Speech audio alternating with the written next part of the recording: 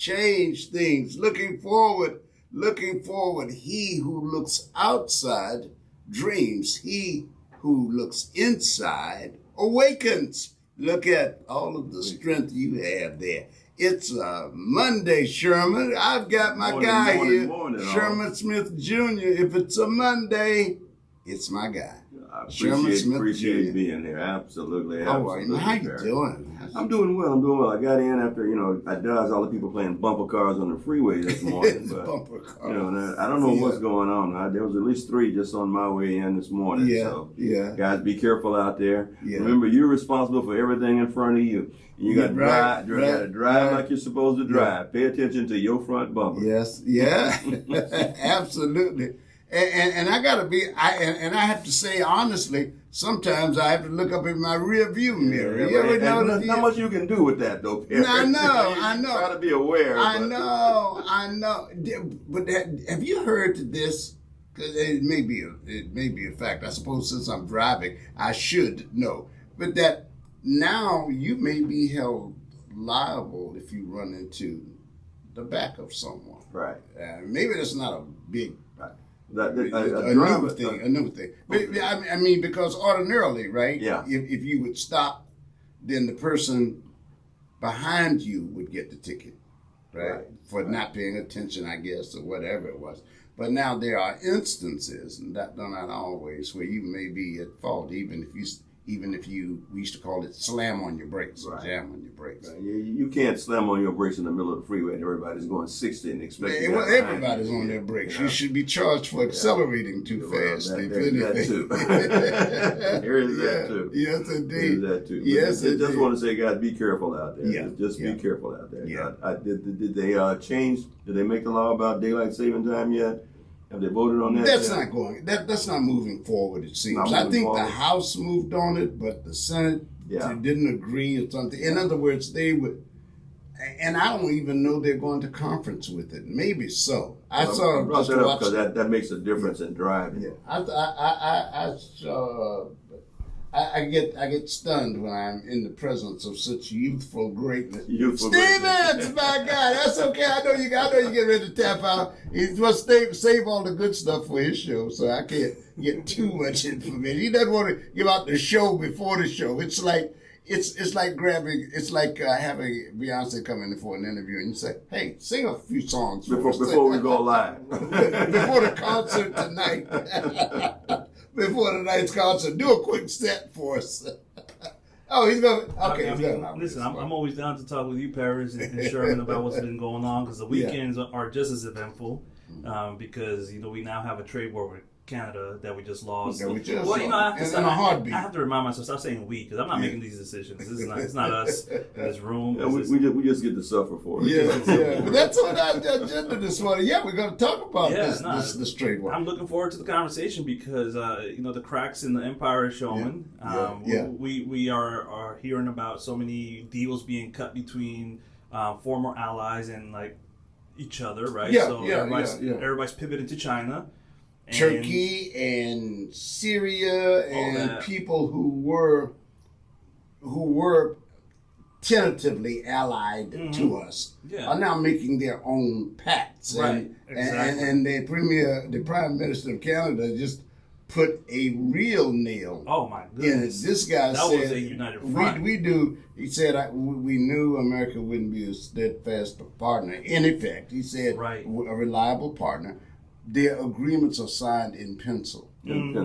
At best. Wow. And because how many territories is up there? Because they got British Columbia. He's got British Columbia. I don't know. I think there was another one or two. Well, it's Vancouver. There's right. Yeah. And they had their leaders together. They said we are. Yeah. This is a united front. All of us. Yeah. And I was just maybe they asked them, will there be any possible change in this? Maybe there's a change in the administration or the administration's posture. Yeah. Just basically letting them know, we can't work with these people. So we're going to work with somebody else. So no more poutine for breakfast, guys. No more maple syrup. No more maple syrup. But also no more of all that, was the tar sands? Listen, the energy. The energy comes from Canada. Yeah. And they just walked away from this deal. They didn't like our terms. Our terms said that we had to do certain things exclusively with them, as though they were the 51st state. Yeah. And sure enough, when Donald Trump tweeted about it, when the president tweeted about it, he said he called them the 51st state, and so that ignores their sovereignty. So this is a matter of national pride and practicality. Maybe for the last 2 years of Trump, it may be the case where the hostilities are going to remain, but it's just funny to see how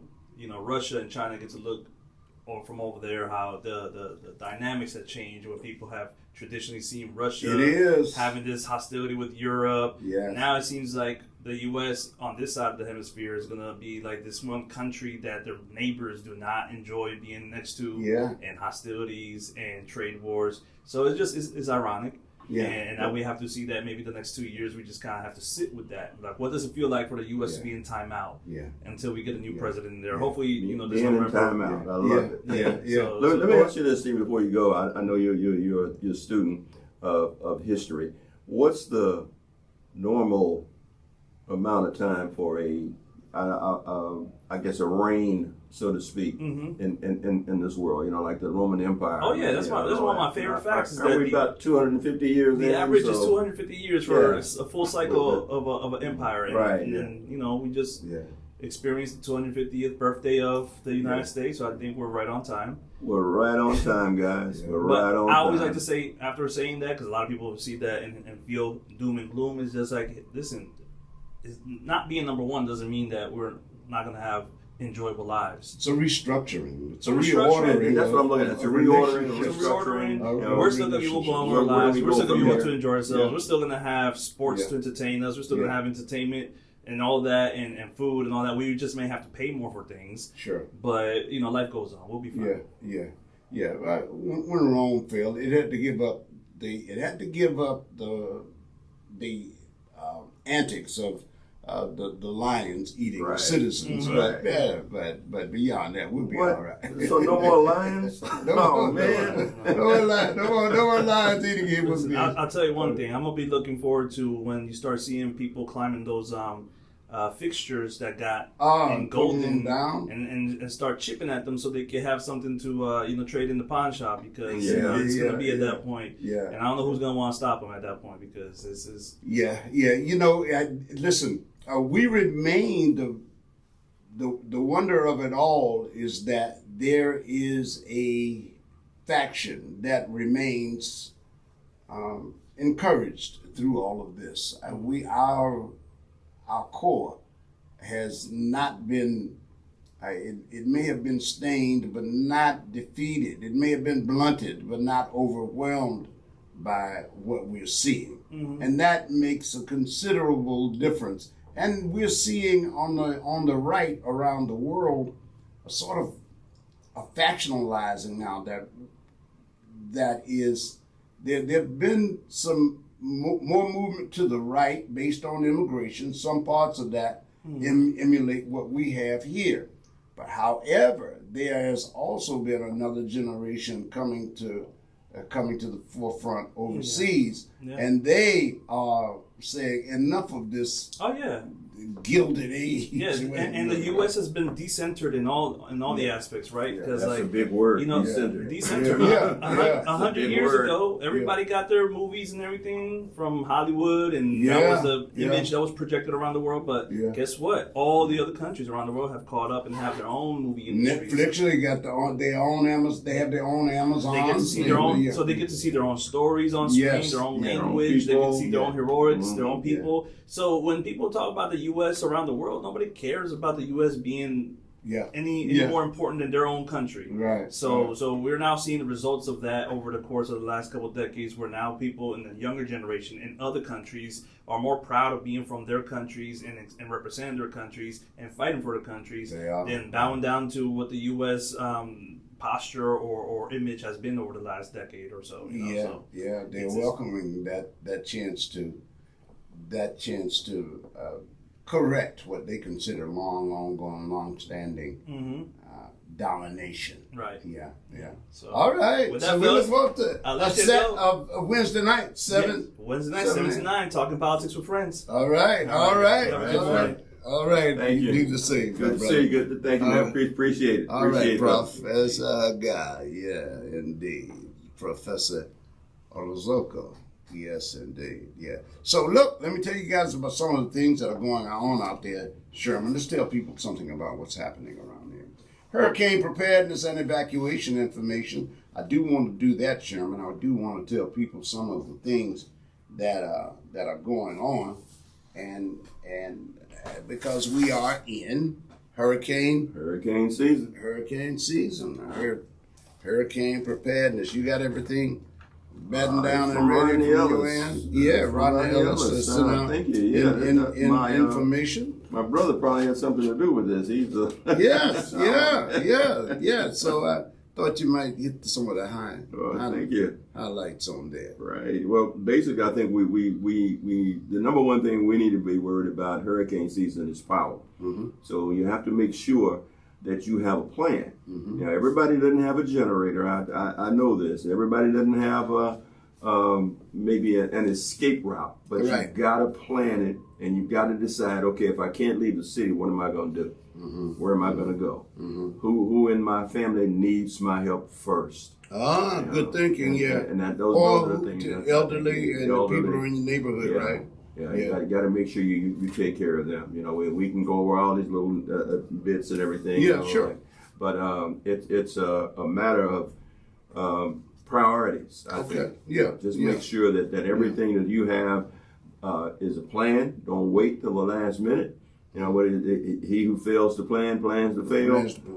So just make sure that you're ready for it. It's hurricane season. We may not get a major hurricane. Then again, we may get a Cat 5 right in our backyard. Right. We just don't know. Yeah, because these things come up quickly. And our guy, Derek Jabril, our guy DJ, he talks. That's his mantra there.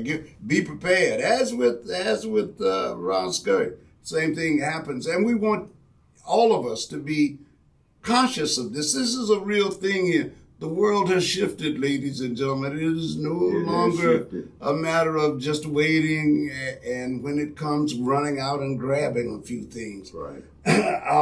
Our supply chains are different now. You can always have something down at the general store, the little store on the corner, and run and pick up a candle or two, and it would be all right. But now we have floodplain areas, and these storms are bigger, and so we have to consume more supplies. And when you talk about that, Perry, I don't know. I think it's the I got to make sure that regardless of what happens to you, I'm taken care of attitude. Because like the when COVID started, and everybody ran out and bought paper towels and bathroom tissue. Yeah. And they were buying in giant bulk. Yes, they were. You know, it was like, okay, I need 30 cases of paper towels. Right. And why do you need 30 cases of paper towels? Yeah. You know, Yeah. Leave some for somebody else. You know, I got to make sure I have enough water, so I'm going to get a whole case. Yes. And I'm going to fill up my truck with as much water as I. It's only a hurricane, 2 days, 3 days, then things will be back or starting to get back. You know, but I think Katrina scared people to that point. And, we have to understand other people need some of the same things we do, too. Yeah. You know, some of the stores would limit it. The difference, what I think has spooked a lot of people is when they had delays getting through the supply chain. Right. I know our electricity was off for 2 weeks. We had to be evacuated from over there off the roof in Brompton, and my wife and I got separated during the process, and they took it down to a center. Fortunately, it was in an area where she could call a friend of hers, and I stayed behind and rode it out. It was like it reminded me of the Vietnam evacuation. Wow. Sometimes you have to, because they count off the Coast Guard, the rescue people on the plane, they count off a certain number of seats, and that doesn't always work out evenly. So there were some people who were older than I was, if you can believe that. And so I said, there was a mother and son that I told my wife was trying to like pull me along. She didn't recognize what I was seeing. So I said, you go ahead, I'll be right behind you, And so they went off. And so we got separated in those things. Now, meanwhile, having stayed back, the weather shifted. They filled up a center. They couldn't come back. And because they couldn't, I stayed there. So I had to, there were water shortages, right? And you had to go up to a higher floor, all right? Because the bottom was washed out. Bottom two were washed out, and it was tough there. And I think there were homeowners who were going through the same thing because everybody had to come to that site because that's where the evacuation was, So I think that has a traumatic effect on people, but you don't make it any better by getting all of that stuff at once, I guess. But I guess it's in people's minds. It's in people's minds. I think that Katrina, when they saw those people that did not evacuate, and they saw those people down there at the sites down in New Orleans, that just stayed with people. It created a whole bunch of fear. And it created a whole bunch of I gotta get mine kind of attitude, and it's kind of just permeated from all. But we're talking about hurricanes, people, so be prepared. Be prepared. Be prepared. Get the things you need. Now, of course, you monitor your local TV and radio stations and fuel your vehicles and generators, and you check your disaster supply kit to get all of the things that you want in there. And you can fill your bathtubs for non-drinking uses, which is pretty much what people do anyway when we have these short storms, when you get, and in a place where your power is shaky anyway. Some of you know that procedure for that, filling up those tubs, right? Turn off your utilities if directed by local officials or a utility provider. And then evacuate when instructed by local officials. We were just talking about. You got to get out when they tell you to get out. There's a reason. Don't try to be a hero there. Don't lose your life. All right. Absolutely. So a couple of other housekeeping things we want to share with the audience. For those, because those of you listening online, of course, who live in other areas, then you will do the same thing. If you are in one of those areas that is flood prone, you know some of the precautions to be taken. There is a community workforce development job readiness workshop, Sherman. It's for apprentices, interns, and direct hire opportunities. And old people too. With Harris Health Community and community programs. It's good. It's October, but we're giving you the heads up now because we do like to advise you in advance of these things. It's going to be from 1 to 3 p.m. at the Kashmir Multi-Service Center, 4802 Lockwood Drive. And it's by PBG Global and their collaborating parties. PPG does a lot in our communities. The Procter & Gamble people. They do a lot. They're involved with this LBJ project, and they're meeting with community leaders. What is concerning to me is I will confess to having read only the headlines, the top lines of the story. I was headed out when I saw it, and the headline said that there are many people who don't participate in their neighborhoods, their super neighborhood organizations, and I haven't read the story. So when I do, we'll come back and we'll talk about it. And I'm sure there may be some other reasons, but nonetheless, Keith Downey has made us aware of that. in a unique way, because he's shown the stroke that they have. Keith Downey on Thursdays brings in speakers, experts. He brings in people who are doing, and not just corporate experts, citizens who actively are engaged in working with the city agencies and authorities, and many of them challenging or working with in a partnership with the officials who have to get these things done. And it's proven to be quite effective. We had Pamela Bonta on, and Miss Shelby Easton. I think Miss Shelby Easton was her name. They work with the Health and Ecological Association. They deal with floods and spills and material hazards.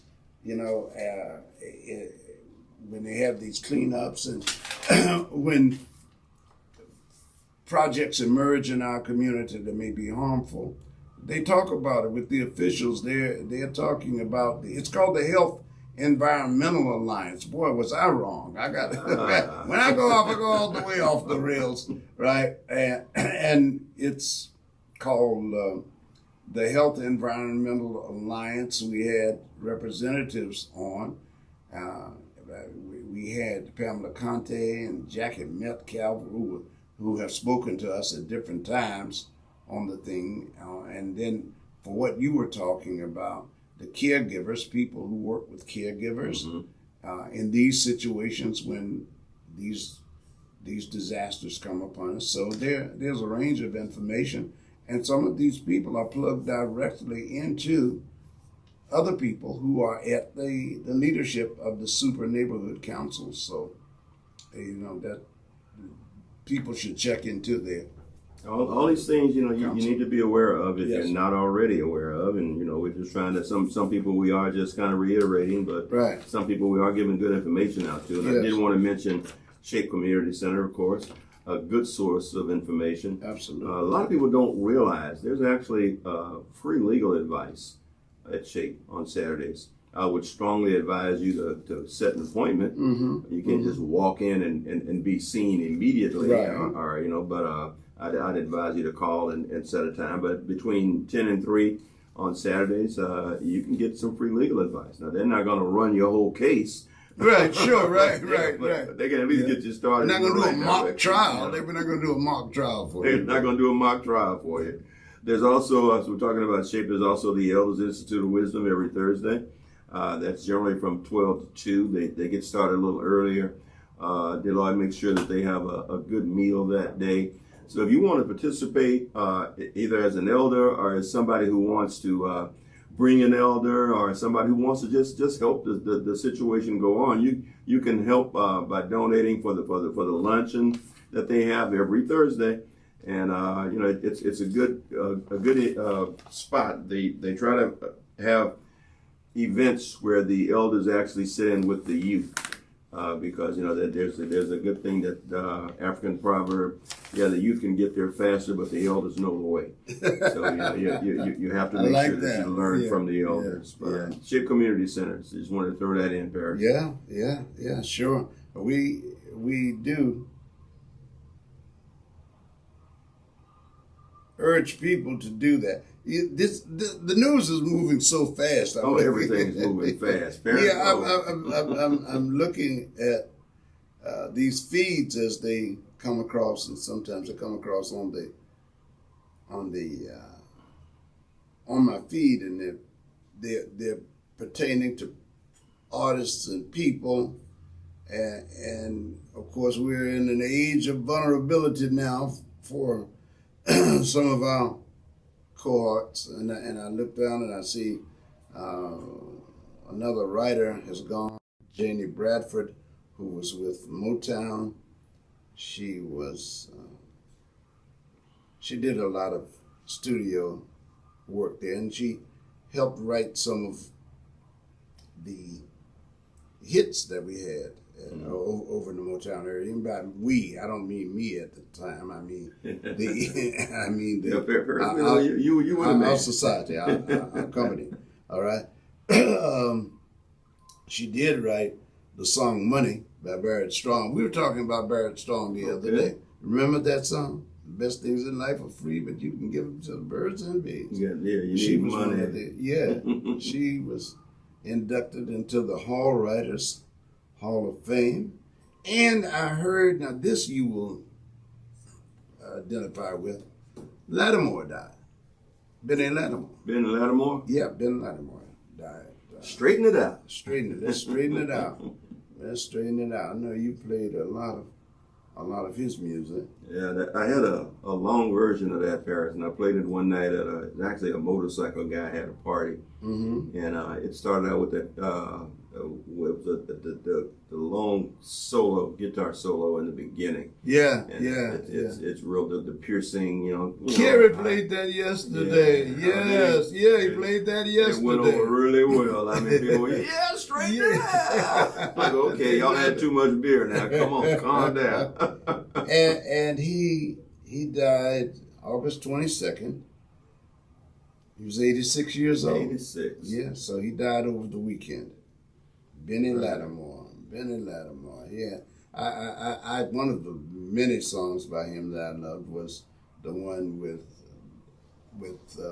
Denise LaSalle, that duet called "Sometimes."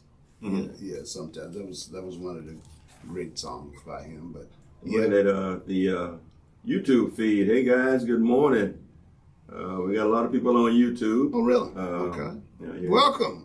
You can come to the YouTube. You can go to YouTube and actually look for 1230 The Source, and we're right there if you're online. Of course, we are 1230kcoh.com. Is that right? Did I get that right? Yeah. 1230kcoh.com. 1230 The Source. 1230 The Source. Wait, on YouTube? No, not YouTube. That's YouTube. YouTube is 1230. We got so many places. It's like having so many keys in your pocket. We go to the same door. Yeah. Go to 1230thesource.com. Thanks for being here. We really appreciate it. We appreciate it. We got and on YouTube, you can go to source.com. Our guy Scurry is out there. Scurry's out there. Subliminal Soul. I don't know who that is, but hey, thanks for being here, Angela Leonard. Hey, Angela Leonard, what's good with you? Dwight Edwards. Thanks, guys. Appreciate y'all letting us know you're there. Yeah, hey, H. Dwight Edwards, yes. Yeah. I better give the number for Scurry because he wouldn't know it. It's 713-666-1230. I know Scurry doesn't know that number. Yeah, he'd have a hard time finding that number, bless his heart.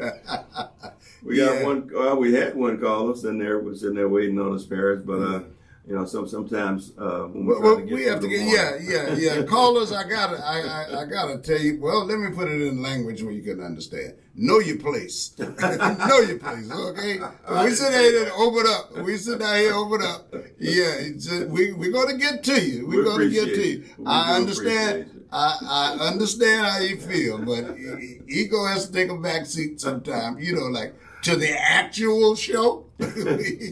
Right. I know this will be jarring for some of you because we certainly appreciate your input, and not just appreciate it, we rely on it, and we enjoy it. But we engage in this funny little practice called commercials and business and all of that too. We gotta have all that's a part of it. Yeah, but you may not believe this. As difficult as it is to believe, there are people who pay to be on our airways, but they don't just do it just to hear the talk.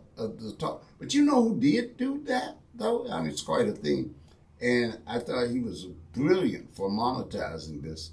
Wash Allen. Wash. Yeah, Wash Play the music, Wash. Yeah. Play the music, Wash. Wash had it going on. Wash. Oh, Wash. Yeah, Wash had those things to what was it? The I've forgotten how he. I thought you were talking about the Happy Feet dance. No, not the Happy Feet dance. Oh, the shows they used to run where he'd have you Confessions. The Confessions. Confessions. Confessions. Yeah. That went over huge. Oh, it did. It was huge. Because huge. Watches amongst the stars. You can now get us on He was in the heavens, and when we first went online. That's one of the stories that takes Don's voice to tell them. Watch this now amongst the stars. Yes, indeed. That's going online never sounded so big. I hear you. Okay, yeah. So you want to try it? Let me get this out there. All right, please. Canadian anger reaches a fever pitch over Trump's tariff war. Also, I know that the Wall Street editorial board called this tariff war with Canada one of the dumbest that he's ever had. That's after calling the previous trade war the dumbest. So it's like so it's the dumb and dumb. Yeah, I think the headline in there is something like "Dumbest Trade War Revisited." Yeah. Meanwhile, economic D-Day puts China in the crosshairs. The economic D-Day on Iran, in Iran. And China, of course, is enjoying all of this. It has increased its business with some of our trading partners substantially, and so it looks like this is going to be a benefit for them. Well, that's why I asked the question about the 250 years. That's kind of a that's kind of a tipping point for an empire or in this instance, a democracy. So we got ways to go, gentlemen, ladies and gentlemen. We can go up, down, sideways. Well, we're going somewhere different from here. Well, when people hear America first, people who understand the intersection of all of these global economies, they understand that too for their own country, but it can't be America only, right? Or any country. They're not going to have any. When you start saying that, and you start behaving like you really don't need any other country, then that's when you get problems and pushing them around as though they are all benefits, as though they are the beneficiaries, and we get nothing from them.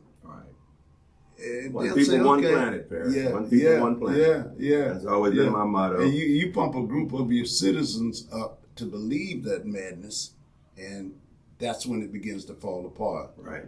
And Kushner is in the news. He's not directly involved in the government, says Trump, but he's going to meet with Hakeem Jeffries. Yeah.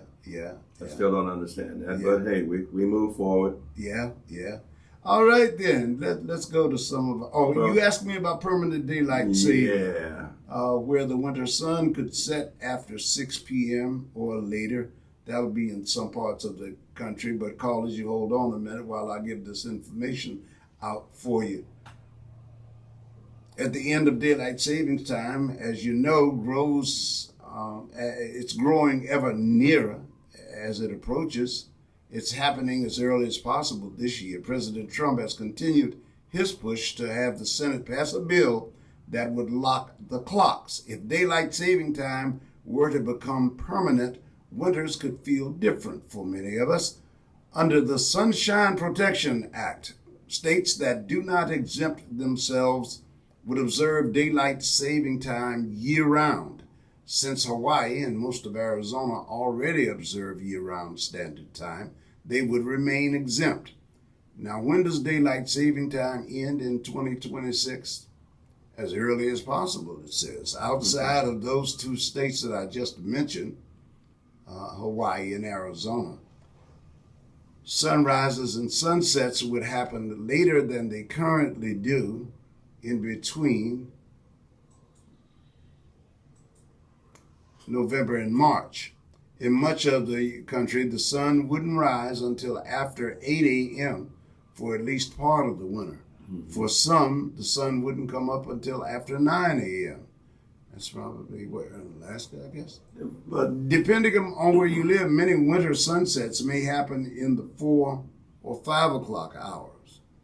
Yeah, I've lived through that. I too remember that.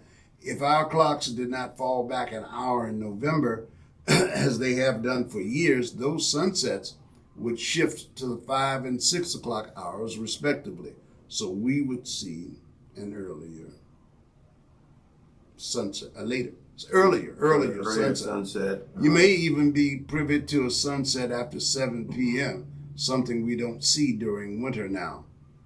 And I see, it doesn't say where it is right now, though it isn't displayed. Well, that's just a chart. You can't see the chart. Cities that currently see a large chunk of winter sunsets in the 4 o'clock hour now would see that slide back to the 5 o'clock hour. For cities like Green Bay and Burlington, Vermont, which each experience more than 90 winter sunsets before 5 p.m., the change could be well received.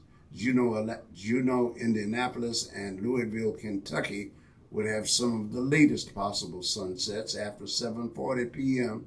in early March. They would, however, receive the brunt of the less desirable part of permanent daylight saving time, which is late winter sunrises. But doesn't Juneau, well, maybe not necessarily Juneau, some parts of Alaska have 24-hour sunlight, and they do. But adapting. Yeah. But this is, I don't think Juneau. Juneau, Indianapolis, and Louisville. No worries. Yeah. I did want to bring up a couple of things before we get to the phones, because I know people are interested in elections. Your governor right now is anti-AI data centers. However, 6 months ago, he was absolutely pro-AI data centers. Mm-hmm. So it's like, I don't want data centers because the farmers and the people who own land don't want it because it's taking up resources, and I want to put a hold on that until after the election. In other words, I want you guys to be on my side until after the election. And I still contend there's going to be an October surprise. Something is coming. Oh, there will be. It's built into campaigns now. It's built into campaigns now. Be ready for it. Since the for 47, 48 years now, some form or other they try. They don't always manage an astounding one, but Hillary Clinton had one. George Bush with the emails. George Bush, Willie Horton, and then Sylvester Turner had one. Right. Come on. Yeah, so guys, be ready for it. Yeah. And remember the same excitement you had for the marches and the protests. Let's have that in November. Okay? Mm-hmm. All right? We're moving on, parents? Yes, indeed. We're moving to the phones. Good morning, caller. You're on. Good morning. Good morning. I talk to myself because I have no one to talk to. People ask me why I do the things I do. I just talk to myself. Hey, Sherman. Yes, sir. You in there with the bump in the road. Can you imagine, Sherman, you going down the I-10 100 miles an hour and then you hit a bump? Yeah. But, wasn't it nice when things could be special, when things was special was special. So now y'all off into disclosure. Not full disclosure, but disclosure. So, and the other guy said, and now the rest of the story. Hey man, so Sherman, you the smartest pea in the park. Uh-oh. We're in trouble then, brother. Tell me, Sherman, when did Martha Vineyard stop being special? I'm just saying, like some of us parents, we say Martha Vineyard. He said, oh, that's special. But when did Martha Vineyard stop being special? Okay. Hey, sir. I'm just talking to myself. So I just have to notice that day. Martha Vineyard is not special no more. I said, well, the parents might be talking about so. My little yeah. My little brother said, and there will not be another trial. Thank you, Perry. Yeah. There will not be. But as to Martha's Vineyard, what you're referring to is when it began to blacken up a little. All right, and the party atmosphere changed in New York. In New York, it used to be East Hampton, and the working people would go to Fire Island, right? However, Diddy moved out to first. Quiet people move out. We had some friends who got summer places out there, and when I say friends, I mean your friends too. I'm talking about celebrity. When I say your friends, I mean the audiences, people who you would know by name if you saw their identity. Some of you people you loved, and where you were fans of those people, moved out there, but they were quiet. They just went out there and they had special. They had their groups of friends out there, but they weren't disturbing too much. But then the parties started going out there. Teddy, Diddy would have the parties, and all the other people would come out there. And some of these people were youngsters at the time when they were visiting those places. I was going to throw out Teddy Riley's name, but to be fair, there wasn't anything.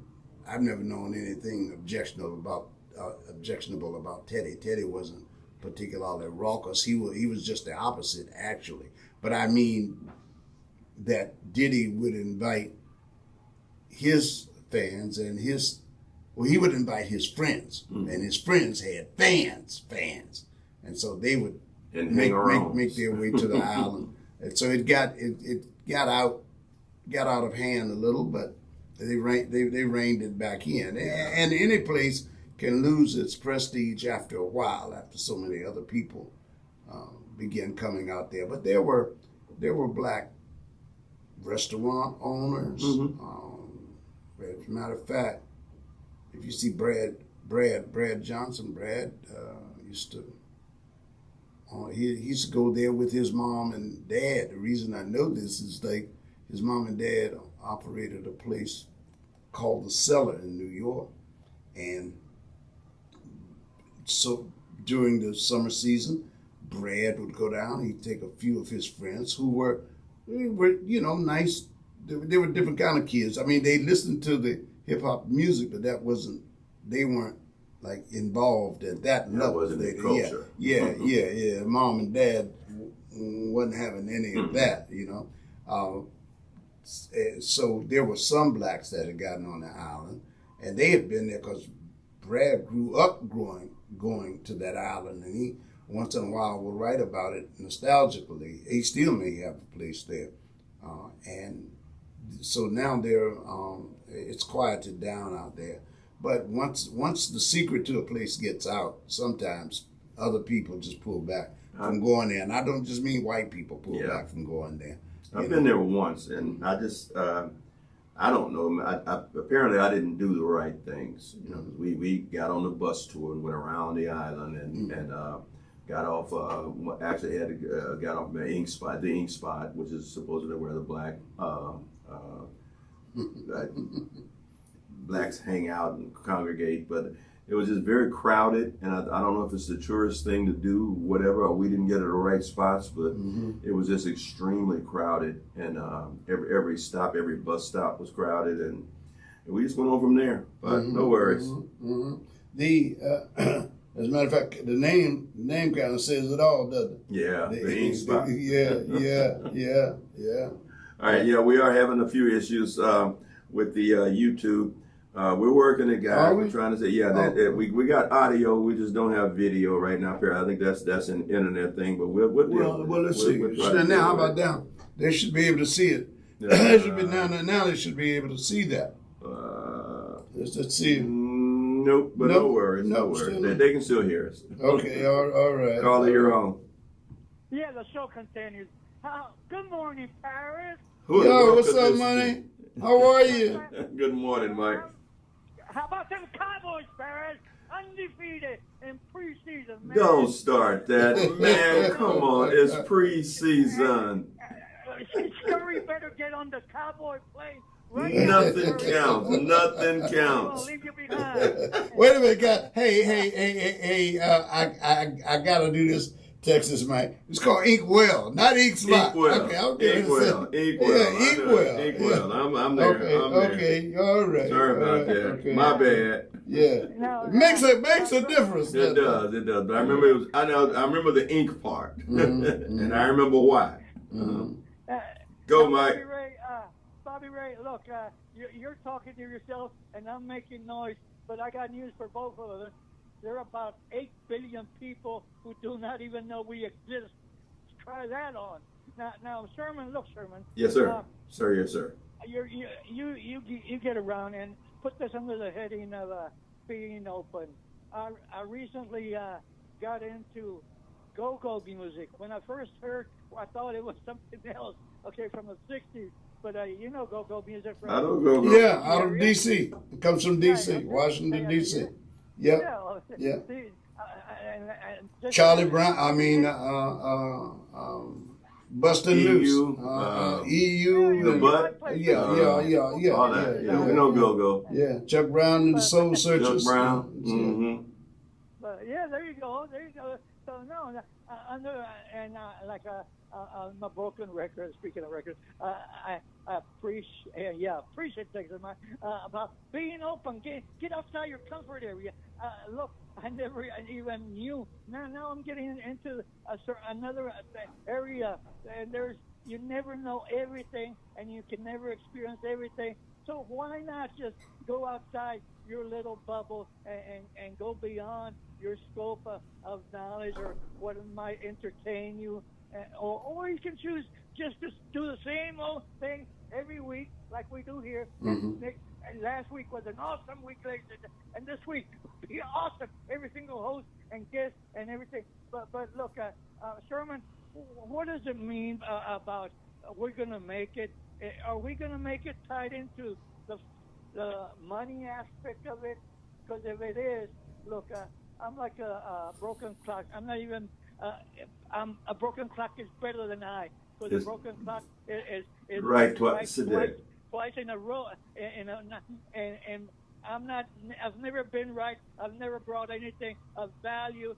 But I will tell you this: you can bank on. If anything is tied into money, ladies and gentlemen, and you think we're going to make it individually or collectively tied into the money aspect, you will be sorely disappointed when you get there and it's not what you thought it was. Let me ask you some question. First, I want to make a statement, Mike. You're valued and you are right about some things. You just don't realize it. But I do want to ask you one question. You know I'm playing. Come on. I know.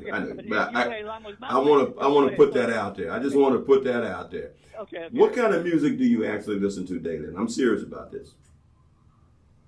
Daily, I rarely listen to music. Just maybe one song every now. Then I work out a whole lot. But what type of music, Mike? Oh, everything. My favorite music, I guess, the oldies, the stuff I grew up with, the Beatles, to be honest. That's right. You're a Beatles guy. Yeah.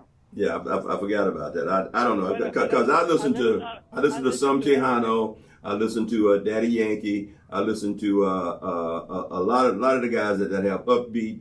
I guess they call it reggaeton. I listen to that. I play pool parties. I know I'm an old guy, but I play pool parties, and the kids love me because I play all their music. You know. Yeah, well, you're not too old for water. You know what water is. I know what water looks like. And I just want to make it clear, because some people aren't listeners. I listen to everything. Like he was asking me, and I just named off my favorite. Okay, that's fine. Your favorite is good. That's what I wanted to get to. Your favorite. No. It's just, the reason I brought it up again to repeat. People hear, oh, well, he doesn't care about that. No, I don't know, get carried or like all types of music. And if I don't know about it, tune me in. I'll listen to Brazilian music, not just one thing, and that's the point. But Sherman, look, finally, Sherman, is it legal off the top of your head? And I know I can Google everything, but it wouldn't be a talk show. On my next life, when I'm a talk show, I have my computer ready. I can look up anything, any subject people come up with, and sound really intelligent. But is it legal off the top of your head for me to rename change my name legally to Paris Eley? It's legal. You wouldn't get away with it, but it's legal. I know one Paris Eley who wouldn't want you to change your name to Paris Eley, but yeah, it's legal. And here's where I'm going. You know, I know you are. Once I change my name, there are some groups, some people that believe in the vibrations of the alphabet, and the alphabet makes names. Paris and I would have the same vibration, because we would have the same name. And what about the enslaved people that they took their name away and the master gave them the name? And what about if I paid somebody when they give birth to a baby, giving them a name with the perfect letters that have positivity? No, come on. It might be what people believe, but I just don't. But it's more than a name involved, more than words. It's your environment, your experiences make up more of even Paris to this day. He can't get around with some of these experiences he had. As do I. Okay, I can't forget about the Beatles. Well, no worries. Let me tell you. Let me tell you. Since you jumped on Scurry, he posted he's got $500 that the Texans have a better record than the Cowboys, and $500 that the Texans beat the Cowboys October 4th. You want me to give you his phone number, or y'all want to hook up on? And whoever loses don't call us anymore. Whoever wins, remember we were your friends.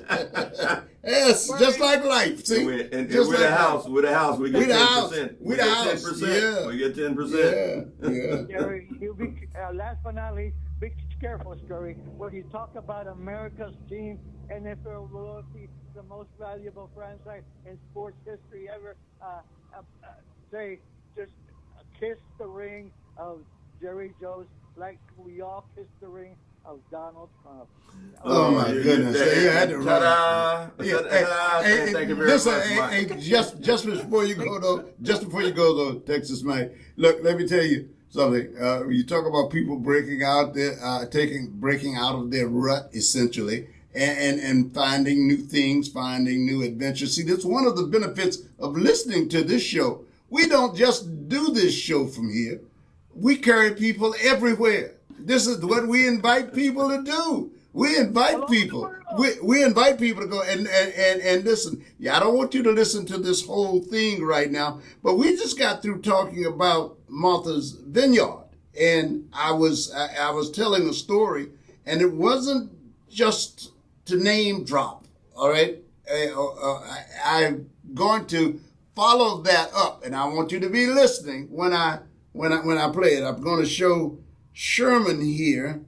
I can't share the picture with the audience simply because I don't have let's be honest about it. I don't have the ability, the technological ability to show it right now, because I can't put the picture up online, not for any reason that is inappropriate, but I'm going to read you I'm going to read you something from a guy I know. I just mentioned him, a friend of mine by the name of Brad Johnson. And I think what Brad has to say is something that all of you will find interesting. And so I want to take some more phone calls, and then when we get a break, I'm going to do it when we get a break, though, because I don't want to step on the story. And Sherman, he knows I was giving him his props. And he carries certain people. Oh, sure. Last but not least, Sherman, has anybody ever offered you money to improve your life and not wanting anything back? I did that when I offered money for people to do a marathon, and I could sit there, well, I'm too old to take them, or I'm not in shape. Well, if you think you're too old or you can't do something, you're right on both sides. If you say you can't do something, but how much of this money are you offering to do a marathon? Everybody offers you money to make your life better, huh? How much is this money? How much was this money? At the point in time, it was $1,000. And how much is it now? And nobody called here. How much is it now? Get to the point. That was a one-time offer to see if anybody would. One-time offer. That's the audience. That says a lot about the audience. Not a big joke. Thanks. All right. Thank you. I'll take you on anytime. I'll run a marathon. Yeah. It might take me several days, but I'll run a marathon. Yeah. Call it your own. Good morning, Paris. Good morning, Sherm. Good morning. Well, sir. Bo, what's going on, buddy? Man, everything is everything. All right. Made me think about something I'm going to circle back to in a minute, but Yes, I sir. heard y'all talking about your governor being on both sides of Whatever's pertinent at the time. Wherever I can make the most money right now. Or it won't cost me some votes. But, that's his money. I just passed a billboard where down in Fort Texas that talked about these data centers would help pay for it, and they got a picture of a firefighter on there. Mm-hmm. Really? As emergency. I was like, come on, man, y'all getting desperate now. Really? Y'all have gave them a tax abatement, so how the hell is helping them pay for it? Why do we need? I mean, okay, I ain't gonna go there. Yeah. So if they got a tax abatement, that means they're not paying tax in the locale, right? That's right. But see, you're hitting up the small points. This man has been in charge for what? 15 years, 12 years? How long has he been governor? And how long was it before him? Rick Perry, and before him it was George Bush. Yes. Yeah. And he's the one who's now gonna fix Texas. Fix it from what? From his rule? That was what struck me about it, guys. That he's saying only he can fix it. Yeah, he's saying the Democrats are fighting me so hard because they know I want to make changes, forgetting that the same argument that we've heard some of our listeners employ against our politicians, that the Republicans have been running the state of Texas for almost 30 years now. 30 years. 30 years. Yeah. You know? Yeah. And y'all been the jokers in charge for the flood. Yes. The Valley disaster. Yeah. So what you fix? They gonna fix it, man. They gonna fix it. They got to fix for us. They're not telling us what it is, but they gonna fix it. Yeah. Yeah. But some Texas Mike was saying, where our names come from. Mm-hmm. And I don't know if it's criminal or not, but I'm thinking about this. Oh, wait a minute. I don't know whether I want a conspiracy case or not. We're going to make the whole audience to be in with us. So it's like, okay. Yeah. We all going down. Yeah. That's why they building all these places for us. All these private prisons. But check this out. Yes. So I was thinking about something. Let's just say Smith, for example, right? Mm-hmm. Yeah, let's just pick that out the hat. Just for instance. Just for instance. Mm-hmm. And say there's a company, Smith Industry. Mm-hmm. An old man and Smith kicked the bucket without a will or a trust, and he's intestate, right? Mm-hmm. Do you think Sherman can go down there and make claims that he gets Smith? Do you believe that? Because I don't. Because I done been beat down to know better. No, I know I don't think. And I understand what you're saying because technically, without a will, and I'm passing this on to everybody else, without a will, it goes down and there's a hierarchy. It's your family, your offspring, sons and daughters. If they're not around, it's their sons and daughters. If they're not around, it's their sons and daughters. And eventually you will get to the slaves named Smith. So I understand what you're saying. But again, I done been beat down, so I no mouse didn't mean for me to get back in there. Cup of coffee. I got us a fancy cup. Yeah. Put that name on your cup. You know what that is. That's called sideways reparation. That's what I'm talking about right there. Yeah. There it is, Tyrone Davis. There it is. There it is. Yeah, save me a coffee cup is proof of legality. Yes, I got to present you with my coffee cup. That's all right now. Look here, but I need a favor from one of you fellas. All right, you need a favor from Paris? Okay, what was that favor? Well, Paris, or you? Yeah, name it. I put an order in with one of my vendors over the weekend, which is a Canadian vendor, right? Oh, Lord. The price is up from what I want to pay, but it's cheaper than what I've been seeing recently.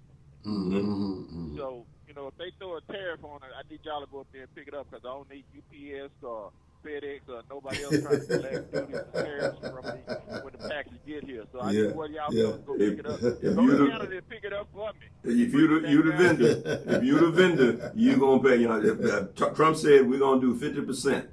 And the Canadian guy said, we're going to do dollar for dollar. Dollar for dollar is 100%. It's 100%. So I sure hope my package is shipped, but if it ain't shipped, All right, man. You're going to pass it on. Yeah. Thanks, Bo. You're going to pass it on to the consumer. Yeah. Morning, caller, you're on. Did Mike make that bet with me or what? Man, I'll make that bet. I'll take that bet with you. 500 pesos. No, 500 Iranian. No, man, 500 Iranian drachmas or whatever they call them. Drachmas, yeah, whatever. Yeah. We are here to make America great. I'm gonna pay you in piastres. Yeah. No, bro, we dealing in green patch here, bro. We'll pay you in Vietnamese piastres, okay. and that's their old currency. Even Vietnam has a new kind of currency now. Yeah. Yeah. I got some 30-year-old Japanese yen that I found the other day, and you welcome. We can bet those. They're probably worth more than that now. So I shouldn't say that because they're probably worth more than that now. Yeah, well, I just got back from Jamaica last. Yeah, we saw you bragging. We saw you bragging. You ain't got to bring it up again. And Texas Mike says we stay in the same place. Texas Mike got the nerve to say we stay in the same place. You've been in 5 different places. I'm not letting no bunny rabbits grow under my feet, man. Oh, there you go. There you go. Hey, well, the question I was did you have a birthday, Sherman? I had one. Like I said, 55 for the 20th year in a row. I'm still waiting on my certificate. Oh, okay. Yeah, so that was in August, right? August 16th. Yeah, well, happy belated birthday. Thank you. I appreciate it. I appreciate it, sir. Yeah, well, my birthday is actually the 26th. It's going to be Wednesday. All right. Oh, really? Okay. A big party. Where's the party? Don't hit my cash out for Zell. Y'all got my phone number. Go ahead. No. See, you got it wrong. You're supposed to be giving out free round trip airfare to people that show up to the party, brother. Come on. Now. And as you said, we've got your phone number. We got your phone number. Hey, girls, hey guys, since we talking about money here, I was just looking up the cabinet net worth here. For Donald Trump's administration. Oh, wow. It looks like about $5.1 billion. Yes, the richest cabinet in the history of this country. Yeah. Yeah, and it's estimated to be around $7.5 billion. And you look at, of course, with Trump making all his money, and you got Howard Lutnick, the Commerce Secretary, he's $3.2 billion. Linda McMahon, of course, had millions of dollars. Now you've got billions of dollars now. Being the education secretary, and you got Doug Burgum, the Interior Secretary. He's not quite a billion. They say he's at hundreds of millions. And Scott Bessent, the Treasury guy, he's at hundreds of millions of dollars. So, you mean the guy that don't know nothing? Yeah. And DEI people at his fifth, huh? Yeah. Well, guys, let's not leave out the you're talking about these old guys, man, and the money that they've taken. Listen, these guys look like pikers compared to Barron Trump. You know what Barron Trump is worth? $150 million. But Hunter Biden was a problem. Barron Trump is crypto. Does he have a job? that doesn't have a job. Yeah, being Byron, Barron, whatever his name is, he can't get that right. He may be, but he has an estimated worth of $150 million in a cryptocurrency. Listen to this. This word is very important. A cryptocurrency venture. All right. So he opened up with that much. And Scurry, you have to look at not necessarily what they're worth now. What were they worth when they came in? What were they worth 2 years ago? How much? What's the difference? What's the glut between then and now? Yeah, I was trying to look that up, and they did give me an exact number, but I didn't have enough time. But, no, because Google won't let you. That's why. Those guys' current salary. So supposedly their salaries are capped. They can't. According to the feed here that I was on, that they cannot make over what the cap is, what their title is in that particular position. So I think someone is like the vice president. I think his cap was I think it's like $290,000 a year. And that's what you're saying. I'm not sure. Yeah. No, it's just a marker. I understand. It's just a marker. You're trying to get, because we know whatever it is, it's fictional. Yeah. It's fictional. We know they blow past it. They get that money anytime they want it, the way they want. Well, you look at what's his name that's running for senator, and I'm sorry, I keep putting these people's name out of my brain.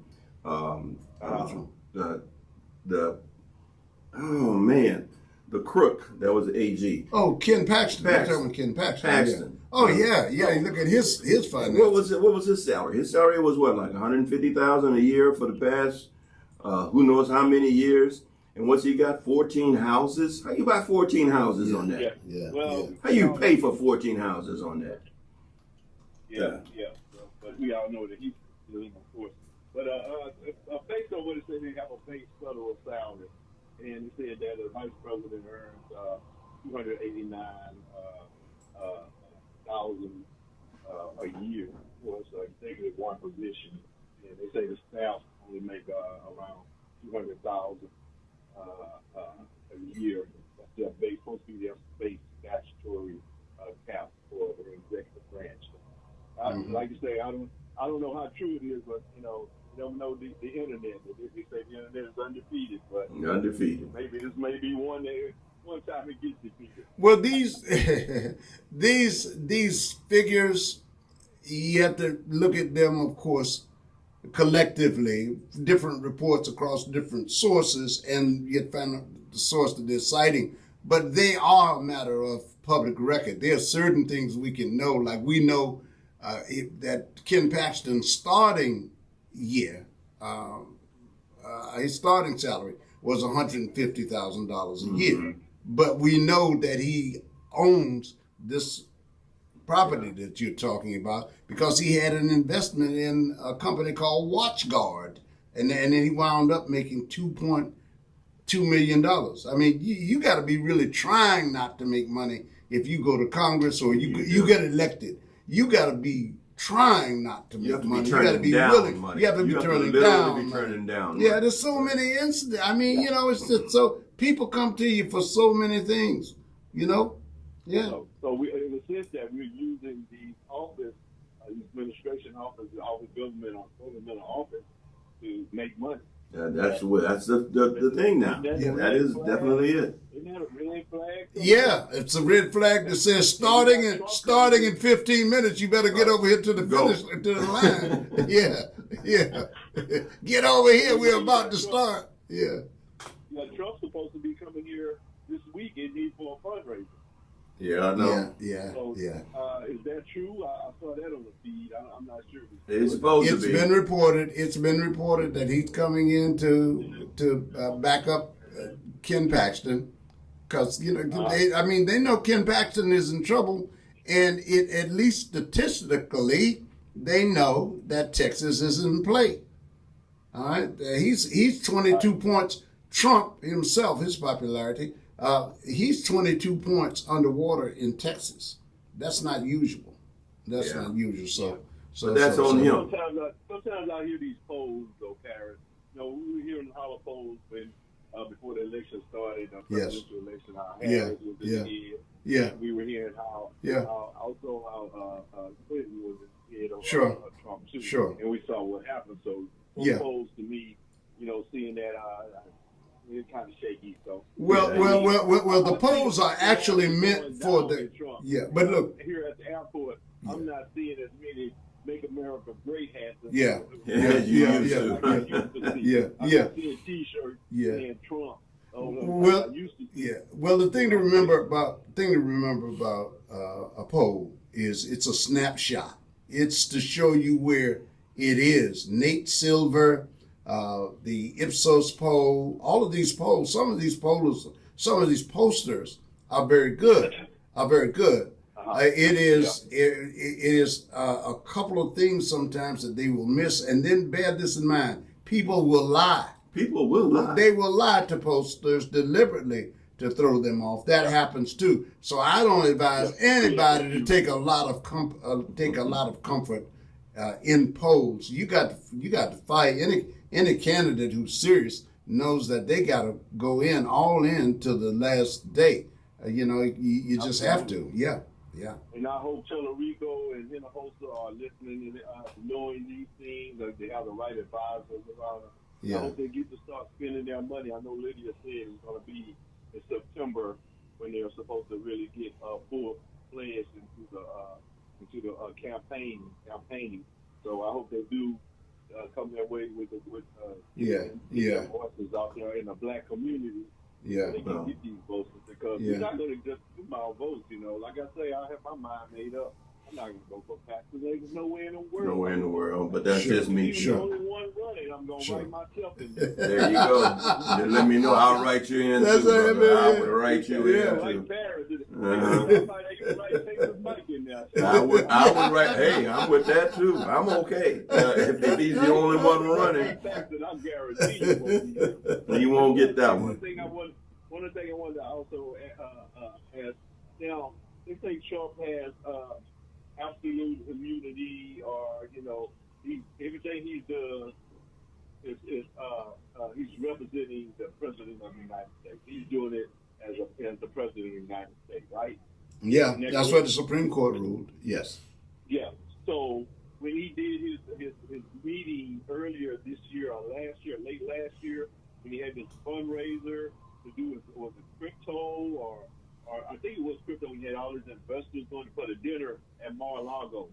You remember that? Yes. He had a dinner at Mar-a-Lago, and it was I guess to promote his cryptocurrency, and it was like I think $200 billion a plate or $2 billion a plate or something like that. You guys remember that? I don't know. I couldn't tell you about the money part, but I know what you're talking about. Yeah, and they said that he was doing that as a private citizen. But no, he was the president of the United States, and he had the podium that's with the presidential seal there. Well, see, the thing is to do something. Things to think about. Well, look, Scurry, one of the things is this, remember this. His purpose is when you're getting ready to commit a crime and you're getting ready to do it in front of everybody, the thing is to make there be a gray space where there was none before. That's why a lot of the things that he's doing have never been challenged before, because nobody even thought to do them. So he does them rather than ask for permission. Yeah. He does it. And then the idea is to make you prove that it is illegal. And by that time, he has figured out another way out of the scheme. So that's what's going on. He's got another scheme over there. Yeah. See, he's just saying there are guardrails actually, but he blows past the guardrails. He does things that no other president has done heretofore. And nobody's challenging him. Well. Yeah, and no, nobody in his camp, right? Nobody in the administration is holding him accountable. So the only people who are challenging him are his, of course, opponents, and they have to go to court to do it. See, that's where the beauty of his scheme is. He's doing it, and he does it so often until he wants to get people accustomed to thinking that it's legal. And then he goes on with what he does. Yeah. He's used the word witch hunt so long that all he's got to do is just throw that out there and people say that. All right. Yeah. Scurry, we got a tight line, man. We're going to have to let you run, brother. That's what he always said. That's all right. I got your $500 in the mail, brother. I got your $500 in the mail. You hang on to mine, I'll hang on to yours, all right? All right, Scurry. All right, guys. All right, man. Have a great day. Good morning, caller. You're on. Maybe I can find some Confederate money and put on. Man, I tell you what, these anti-cowboy folks show up in a heartbeat, man. What's up, Fred? Man. What's this about training for a marathon, man? What's wrong with Texas Mike now? I don't care. If you're going to pay me $1,000, I'll run a marathon. Like I said, it might take me 26 days to run it, but I'm going to run it. I'll train you, brother. You know, for free. Fred, but Fred, I think you're missing the whole point. It ain't gonna be no training. Well, I know this, but man. Okay. Well, anyway, that's Texas Mike, and we love him even in spite of himself. But you know what y'all were just talking about. This is the normalization of corruption. Oh, that's a good way to put it. Yeah. That's what he's trying. That's what his mantra has been. Just like y'all said, he's doing things that nobody in their right mind would have ever thought to do before. Yeah. Outside the box, and he's like you said, he's enriched his family. He's enriched all those acolytes around him.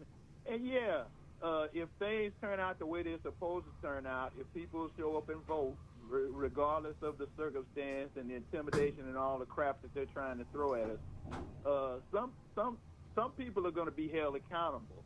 Ultimately, I hope he can be, and his family, if not him, his family members, I hope they can be held accountable for this outright thievery and skullduggery, to use a word that they're doing. I mean, and no consideration for the common man.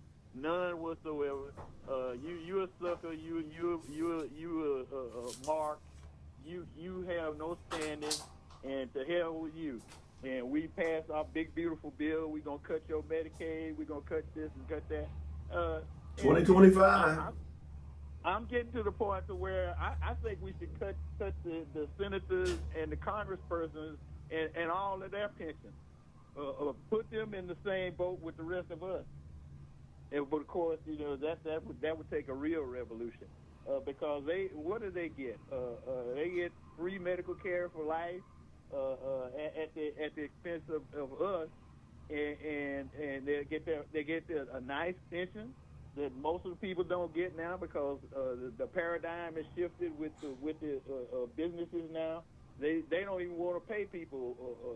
They don't even want to provide pensions and stuff. They don't want to make people permanent employees of the kind of things that we grew up with. Yeah, but for Fred, who votes for all that? Who votes for them not getting paid? And would you vote for you not getting paid? Why am I laughing? Would you vote to cut your salary in half? Well, that's what I'm saying. We're going to need a real revolution. That sort of thing. It need to be started all over again.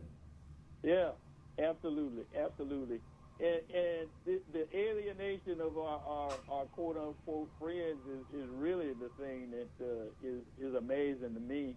And, of course, this is kind of part of the Project 2025 that we all talked about before it was implemented since these people won. They wanted to tear everything down, and they're in the process of trying to do it. And, I mean, the thing that the America love it, remember back in our day it was America love it or leave it. Mm-hmm. Now it's make America great again if it ever was. But there's no way that this country can go it alone. I mean, like you say, China has become predominant in a lot of areas. They cut them off. They're making deals with other countries. We're alienating our allies. They're making deals with China. It's just amazing and really counterproductive in more ways than one. And I know at the the beginning, y'all talked about things are going to be all right. I hope you're all right about that. Well, you have to look at. More of an optimist than I am. Yeah, but you have to look at the end game, and the end game from the standpoint of the people in power. That man told you he wanted to be. He admired the oligarchs. He told you that. So by turning, and these people voted for this regardless. But by turning us into a communist-like society, and him being an oligarch and winning all and having control of everything, how does this man want the steamships back in the Navy? What kind of stuff is that? I mean, wars are going to be fought. They're already being fought by drones. But how far would that put us back if we turned all our naval ships back to steamships? Yeah. And it's crippling this economy, it's crippling this country, so he can become an oligarch. And but he can become an oligarch now, and he can pal with Putin and Kim Jong and all his other buddies he wants to be pal with, Netanyahu and all those guys, and have all the money and sit on top of the world. That's the end game. My opinion. With our buddy with his first commercials talking about using scare words like socialist.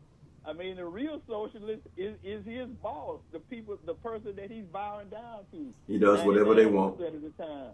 They have seized part of the economy of companies. They've seized part of NVIDIA and Intel. No president has ever done that. The government is part of these companies now. If that ain't socialism, I don't know what is. That's Karl Marx, to seize the means of production. They take shots at folks. We studied that in college, Sherman. I don't know. I don't remember any college. I'm not holding up to anything I learned a long time ago, Fred. It's in one ear and out the other. I don't know. I'm just kidding. Everything's changed. I mean, and like y'all reiterate what y'all were saying. Who's been running this state for the last 30 years? Let's see. And we got Ann Richards. Ann Richards. That's what the deal is. Ann Richards has been in charge, and we just didn't know. Oh yeah, like this is still Biden's economy as well. Right, and it's Biden's economy. Yeah. So now that you know. What you gonna do? Hey man, it was good to see the fellas this weekend. Yeah, man, I enjoyed that. We need to do that more often, brother. Absolutely, when it's something that's joyous. Something positive. Let's not meet at somebody else's homegoing. Thanks, Fred. All right, man. Y'all take care. Morning, caller, you're on. God have mercy. Uh-oh. I'm in a good place. How you doing? I'm doing good. Pillsbury Doughboy boy and the Michelin Man. I don't know, man. I don't know which one is which now, because I got a little doughboy myself going on. Toss the coin. The Michelin Man, where the rubber meets the road. Yes, sir. By the way, both of y'all, Pillsbury Doughboy, the Michelin Man, is University Love. All right, then. We're gonna take that. Yeah. The last call, Fred, I must say this. Mm-hmm. Because I analyze every single phrase and word that every caller. I don't do it on purpose. It's just I instinctively do that so. I come to the conclusion that he's an intellectual that's heavily laced with common sense. Mm-hmm. And you as well with the way you retort. I mean, listen to the source. You can't help but be a winner. Ain't no losers. I hope so, brother. Thank you for saying that. The source is where to be. That's right. And my call was about, I got a definite way how to end the Iranian war. Uh-oh. Which our strong leader started because he was so intelligent. But anyway, I had to deep into, you can find an answer to the everyday problem by looking back in the annuals of our history. You're right. This I had to go deep. study back in the annual history of our history, and I found out one sure method that could end the war, and on both sides, with no animosity toward each other. It was fairly done. Now, you remember back in those days, I know both of you gentlemen remember back in the old ancient days, history, where when you got two strong countries and you're fighting each other, but we have a whole lot of fatalities on both sides, well, the leaders decide that they're going to meet each other and talk out everything. Well, I was hoping you'd say meet each other and have a duel. So Trump always says he is the greatest president that the world has ever known. He's constantly drooling in it, and he's bagged up by his second in charge, the great Natalie. So all I got to say is President Trump, all you got to do is call him their great leader. Y'all meet, you chew the fat. If he decides to slap you, you slap him. Show him how strong America is without your allies. Beat the snot out of him and then bring proudness back to this once proud country. And then you can remove all the bull crap around what they've been saying about you, that you a man of your word and you the strongest and the best president. So, you know, proof is in the pudding. Well, I'll say this. If they do that. I'll say this. If they chew on that fat, they won't have time to eat the pudding. I'm going to say this. If they slap each other around, you ain't going to have no president. You're going to have to elect a new one.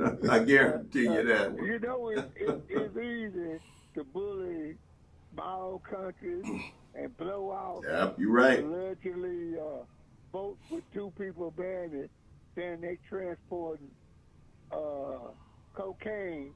And there's never, ever been any drugs for evidence to prove that allegation after killing innocent people. Even when they blowed up a boat and two survivors existed, Trump decided, blow them up. That's a war crime. All right. So you know who you got. So you know what he will and what he don't. He ain't nothing but a punk. Okay, now you know people are listening. Now you know people are listening. All right, man. I'm gone. We appreciate you. You know that. And we'll set you free. Thank you, sir. All right, then. Good morning, caller. You're on. Very good morning. Morning, sir. Sherman, you born under the sign, zodiac sign of Virgo? Leo. Oh, you're Leo? Leo the lion. Oh, my dad is a Leo. Yeah.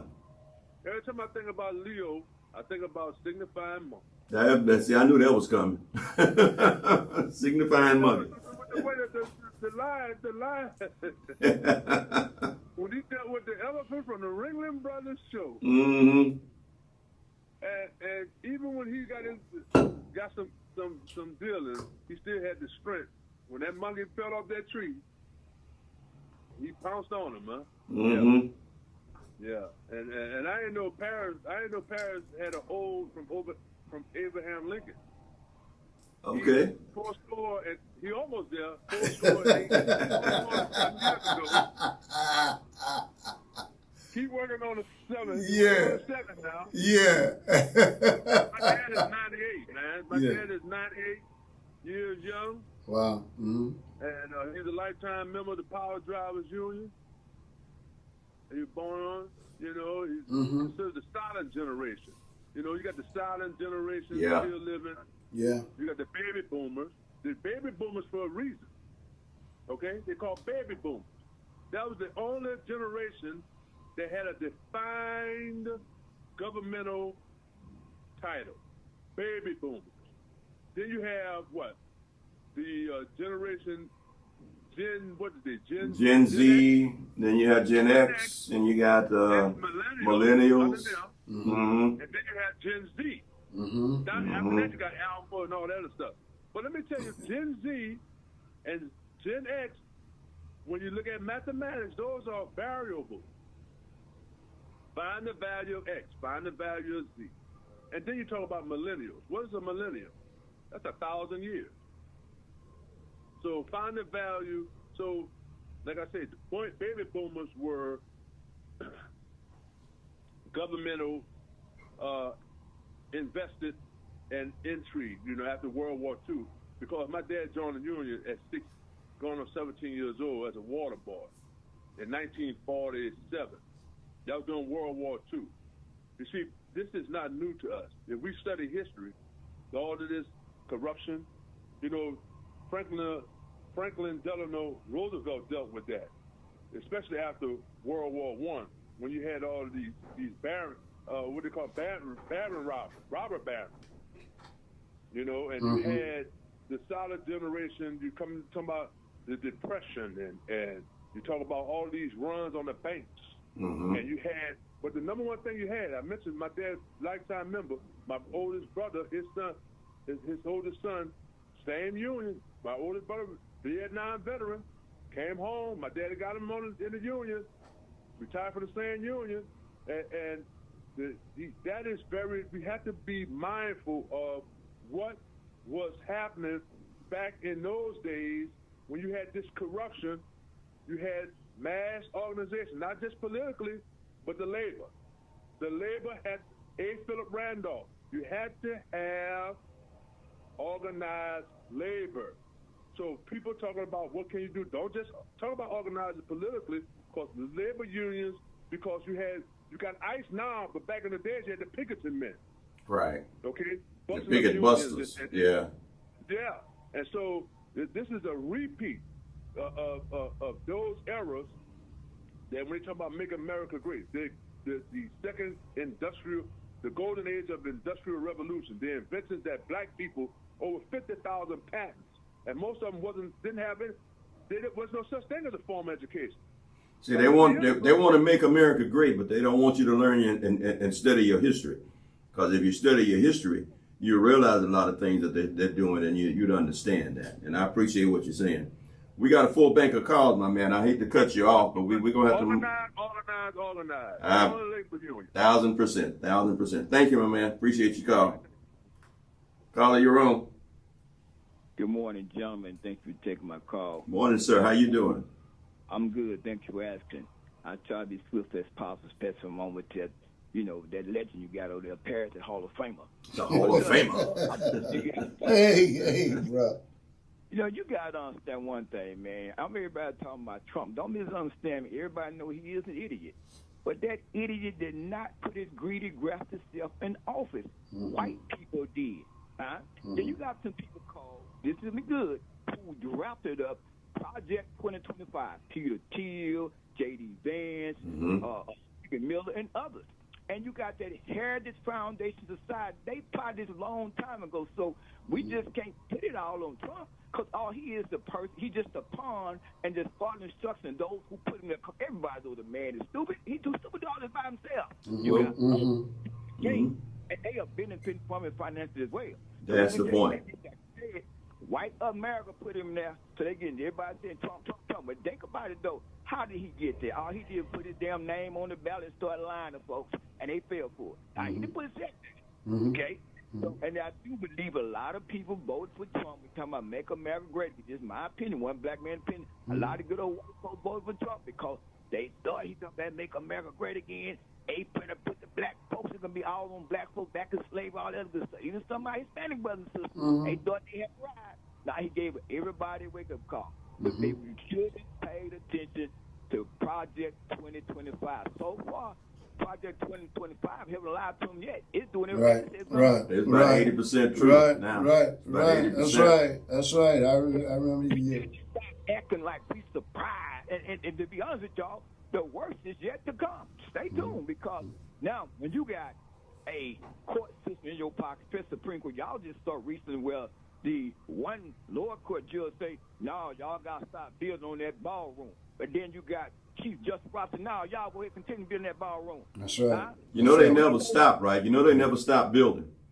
Exactly my point. So when you got corruption at the highest level, this man, I got the green light to do whatever I want to do.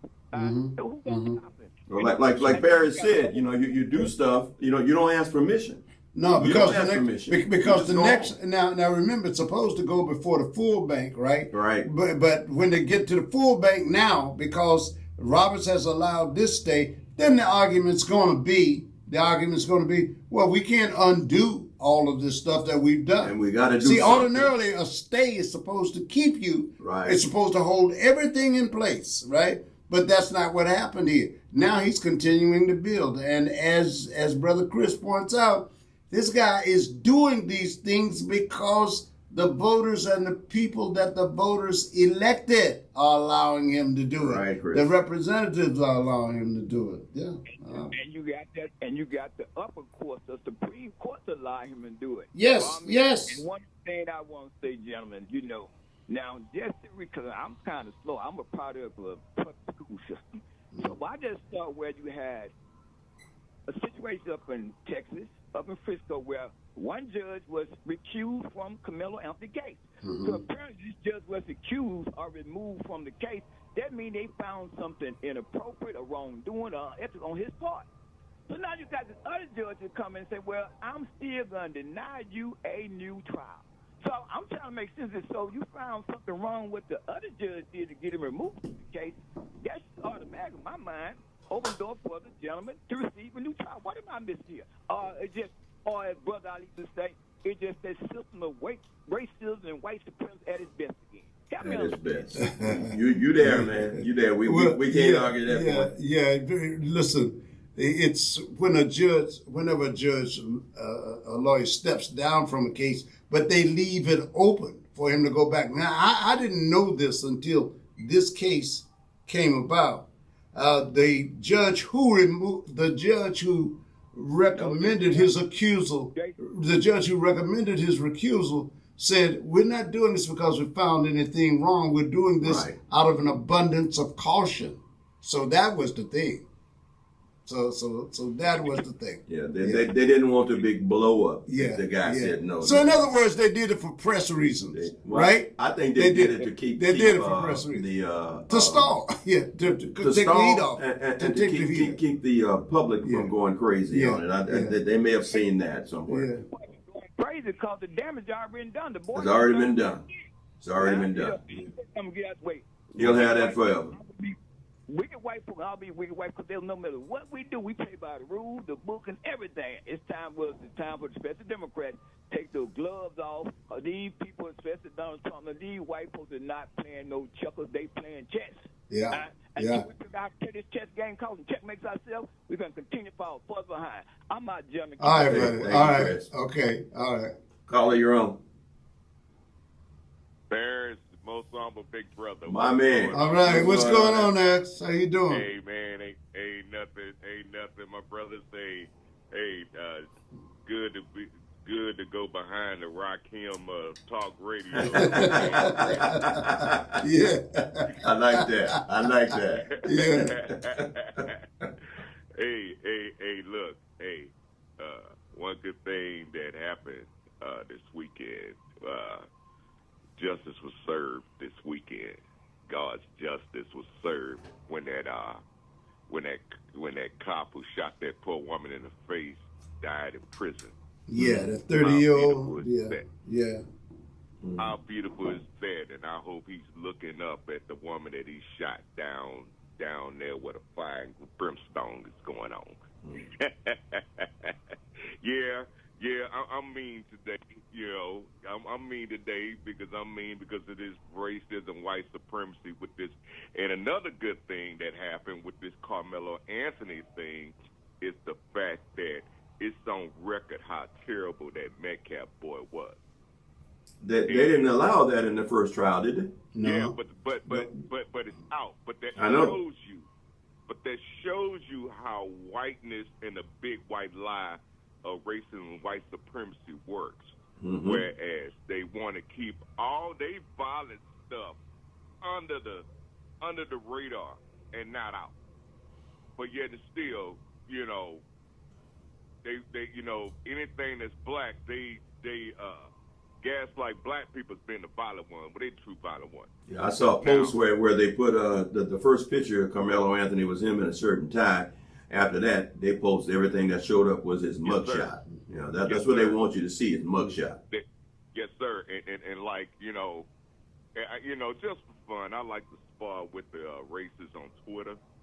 You know, see, I don't waste my time, brother. That's you know what? I can't like do it because I bait them and get them mad enough so they could call me the N word so I can laugh at them and say, "That's all you got," and that really pisses them off. That's all they got, you know, anyway. But you know, it's just you know, and you when you just go back and forth with those people, man, they are very delusional about themselves. You know,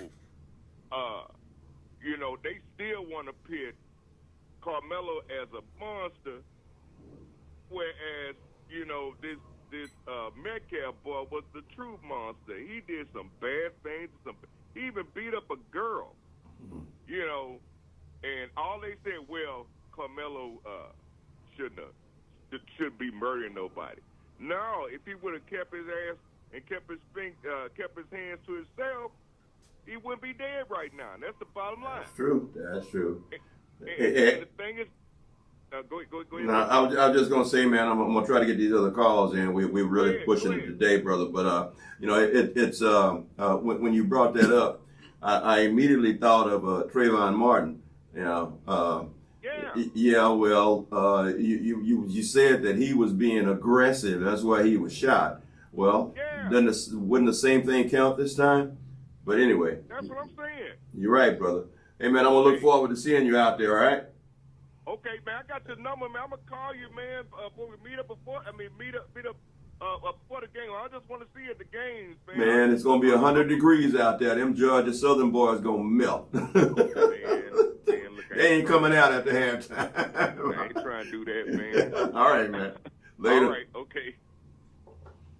Good morning, caller. You're on. Yes, sir. Good morning, men. Have a cup of coffee. Hey, good morning, Coffee. Good morning, Coffee. We got you, man. We got you on short time today. Come on. Yeah, I knew that was coming, so I'll try to be brief, man. And, listen, I did expand on that phrase, don't hate the player, hate the game. Okay. Mm-hmm. I now have it as, what is it again? Stop hating the player and starting hating the game. Okay. Okay. Stop hating the player and start hating the game, man. Now listen, I did do some research on A. Philip Randolph, right? Mm-hmm. And he was a brilliant man with his organizational abilities, right? And, you know, his idea was social justice and economic justice, right? Mm-hmm. But, you know, I put a spin on it, you know, studying Malcolm, and we came to the phrase economic justice, then social justice, right? I'm glad guys finally started to talk about the money. Mm-hmm. Finally, people are starting to talk about the money. Mm-hmm. Because I've been talking about it for a long time on this station. I've been talking about it for quite a while myself. Not on this station, before that. Yeah, so, you know, when I use the phrase stop hating the player and start hating the game, all these politicians benefit from their office. I mean, you look at what happened with Kamala Harris and that whole debacle.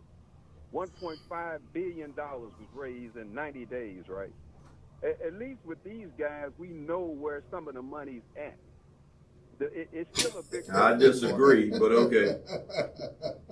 Well, that's fine. I mean, I'm not looking for agreement when I call. No, I'm just saying that the money they have, we have no idea where that money is, where it's going. They still don't know where the Venezuela money is. They still don't know where that money is. Yeah, and so, you know, and I also brought up the idea about people learning to cooperate with Trump, a blasphemous statement that I made to the ears of most people on this station. But I do see Haywood Jeffries recalculating because, you know, people have to, in management and people are trying to move the ball a little bit, or as Malcolm said, trying to find victory and defeat. You know, sometimes they have to recalculate their position. So when I see Hayward Jeffries meeting with the guys who are in charge and moving money around daily in the millions and billions of dollars, you know, I don't find anything unusual about the guy meeting with him. I think it's about time. All right, brother. I don't know anybody. I mean, there may be some people out there who find something unusual about it. The only reason people find it unusual now is because the Republicans have strictly tried to do everything on their own. And there was an observation made, and there's some truth in it, I suspect. Trump has so antagonized everybody that he's expecting, he's preparing for the Democrats, should they win, he wants to have a door open. It's just smart. It's just good. It's good politics. It doesn't have anything to do with a change of policy at all on his part. He's a guy reaching out for a lifeline. And the other thing about, don't conflate the two.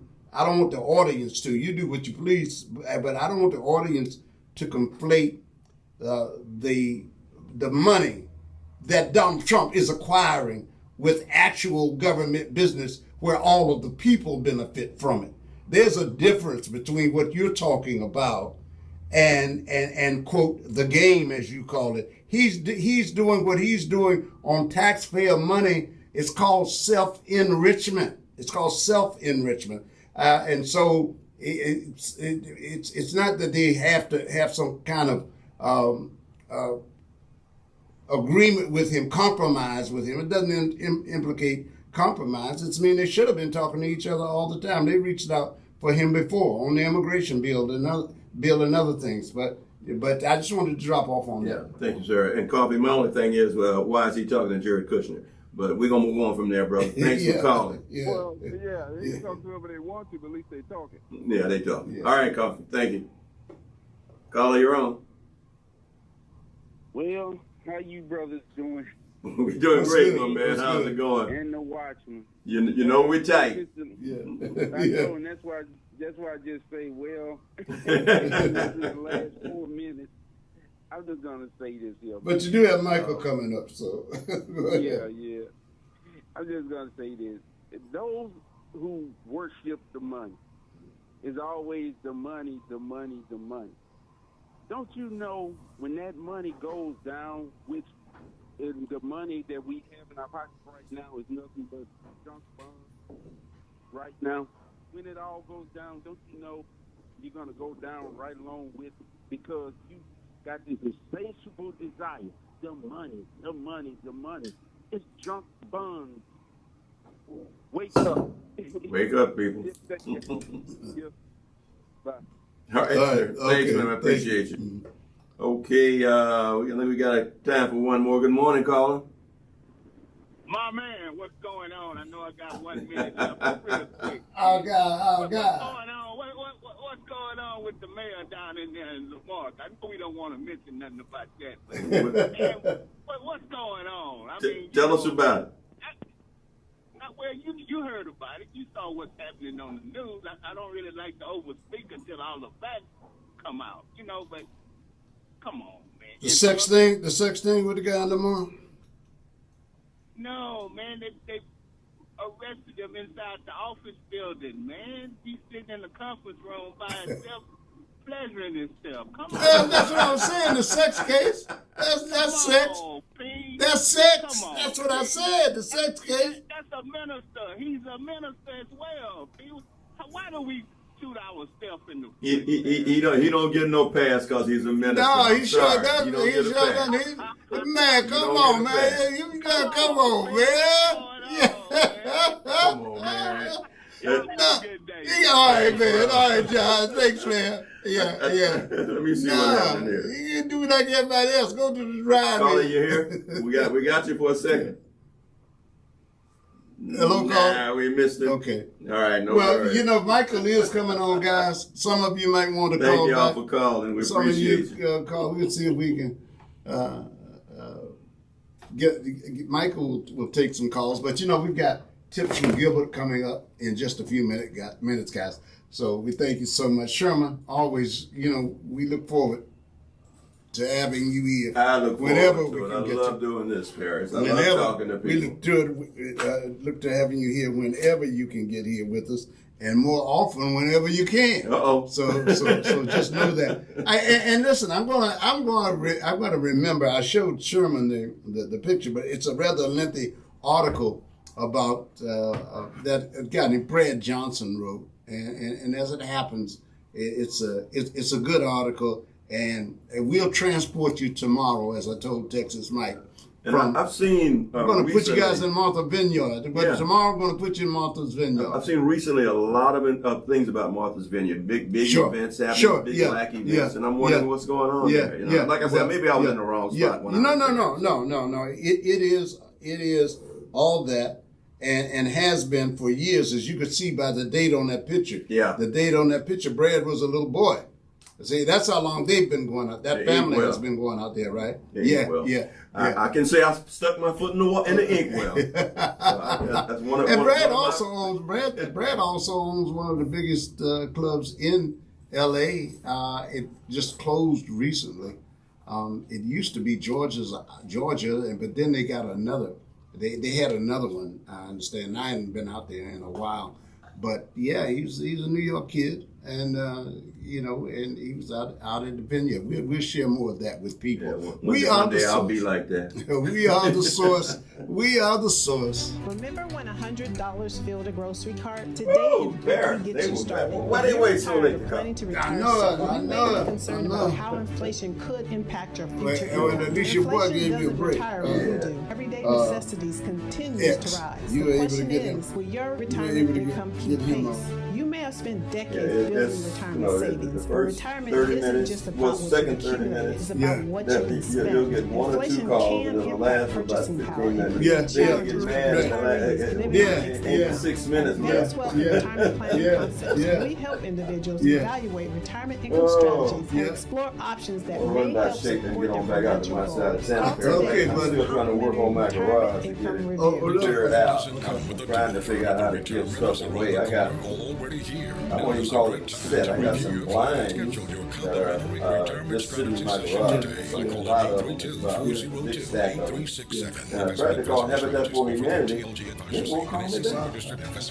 No tax legal advisement is given. They will not call me back. And boy, we have a good show today.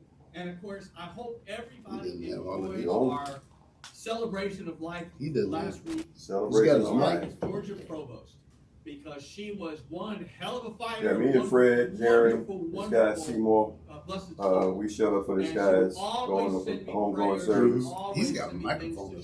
Share on the air. That's what that. Go ahead. He showed up for his own. We're all going to miss Jimmy Blacklock. What's his name? To her. I want to go back for a second because I was also a bunch of basketball players came through there. And if you don't mind, producer, put on some of those pictures there. Because I went to Guatemala with my daughter and my daughter's best friend and my wife. He's talking about a homegoing now. I gotta tell you, that country. We get to that age, Paris. Oh yeah. That number. The volcanoes are still active. Well, there are many that are. Yeah. Let me do this, Joe, so I can insert this into the list. Gilbert Andrew Garcia with Tip from Gilbert, talk, inspiration, and prayer. Listen to my show every Monday from 11 to 12 on KWWJ 1360 AM, KYOK 1140 AM, KCOH at 1230kcoh.com. The old Boy Scouts of America. And so, Mr. Willie Isles, thank you for being here. Mr. Isles, so tell me, I'm going to talk a lot about the Boy Scouts, but I also want to hear a little bit about you because I know you're retired. And I know you're doing all kinds of things still because you're the type of person that just cannot sit still. And you got to always, be involved because it's going to come. I mean, it's really yeah, man. There was an old saying. I appreciate you, man. I appreciate you. There was an old saying. Next week we get lucky. I'll get a regular diet coke. A regular diet coke. And that's what we're talking a lot about. I want to go back to those pictures of Guatemala real fast, Mr. Producer, because So Mr. Isles, there we go. So we were going up the mountain, and so we're going up the mountain, and that's me on a horse. All right, appreciate you, man, no doubt. Cowboy. And then that's my daughter, and that's my wife. And believe me, it is so hard to walk up those hills because the rocks are so big. I mean, the mountain, and it's just, the elevation's about 11,000 feet above sea level. It's incredible. And so we had to go up on horses and go to the next picture because you can see some of the lava, the area. Oh, wait, go back one. Go back again. All that is lava that has now been made into rock. And a lot of that lava, for those of you who can see it, it almost looks like just a charcoal road. But in reality, it's all dried up, hardened lava. And the lava flows go back, hundreds of years, but they also go back as recently as 10 years. And so, so you can see the lakes of lava, and as they hardened, the different colors of the lava, because those were all different types of lava flows. And it's just extraordinary. So if you go forward again, Mr. Producer, so that's now some of the ruins. When you really see some of these cultures, and I've now been to Peru, and now, of course, I've been to Mexico City, of course, and now this, of course, is Guatemala. So what's interesting, leave it right there for a second. That's the Mayan culture. Of course, the Aztecs, or Mexico City, and the Incas, or of course, Peru. And these ancient civilizations are so extraordinary because, so many people were living there, and they had organized sports. What you see right there, Mr. Isles, is what was their football stadium. So that is where they would play football. That field, that little field in between, that's where the players would play. And there would be a ring on the up high, and the ball would have to either hit off of their shoulder or their hip. And sometimes they would play for days because they had to get the ball through the ring. And whenever they got the ball through the ring, all they had to do was do it one time, and that was the end. And so they would play for days and hours to get that ball through the ring. So it's pretty extraordinary. Let's continue to go to another picture. Is there anything going on there, producer? Just make sure the audio's good. Okay, is the audio okay? Okay.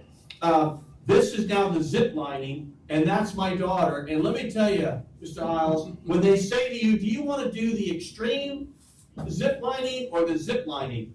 Just do the zip lining, because we did extreme, and I'm not going to do that again. Because, you're there and you're holding the buckle and you're holding yourself, and you can't help but to start trying to turn. And I mean, you are way up in the sky, and the zip line is far on the extreme. And I mean, it just scared the hell out of me. And I don't know if I can even say that. But I mean, I just was scared out of my mind. Let's go to another picture there, Mr. Producer. So that's my daughter again. You can just see the great vegetation. It's just incredible. Let's go again. That's my wife. Yeah, there she is. She's all smiles. But she wasn't when she was, several hundred feet in the air, going over about several hundred meters across. So let's go back. Go to the next picture. There she is again. That's her. That gives you a sense of scale, because there she is way across the vegetation, and she's way across. That's how far these are. In fact, I could have taken a picture. I do, but I didn't show it here on this show, where you can't even see her. She's so far away, and it just feels like it took a long time to go across and zip line across. So there she is, that little dot there, if you can see that, producer. And that's a picture of me and my wife in the mountains. God, it's just breathtaking. The Lord has given us such an extraordinary gift, this planet.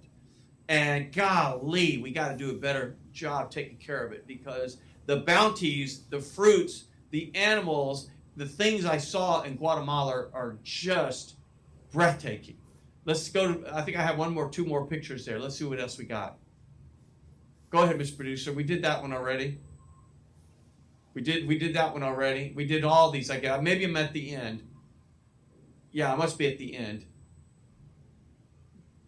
Oh, so in a minute, I want to go through the circus, and I'm going to go to, in a minute, my CNBC clip. But let's go to Mr. Isles. Actually, do we have a caller already? We have Rosalind. Rosalind, are you there? This is Gilbert Garcia with a tip from me with Mr. Willie Isles, who was all kinds of leadership in his professional scouting career that he started in 1971. So what do you got for us there, Miss Rosalind?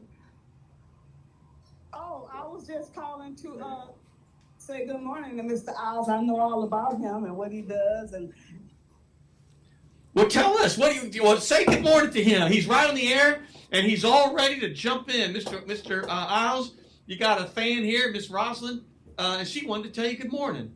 Good morning, Rosalind. Yeah. What a pleasant good surprise. Good morning. How are you? I'm doing great. And you? But I listen to the podcast from time to time. And I heard a Willie Isles, and I'm like, okay. Yeah. Oh, good. Well, when you think of Mr. Isles, what do you think of when you think about Willie Isles?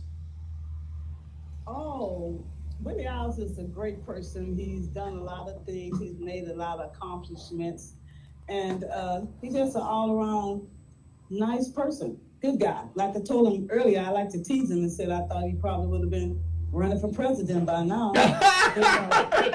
You know what? He looks like the president. He's got his whole little the eagles on his lapel there. He looks like the president. Well, stay with it, Miss Rosalind, for a moment, because I'm just going to go through his whole thing, because he has been working with the Salvation Army Boys and Girls Club for a long time, and his professional scouting career started in 1971.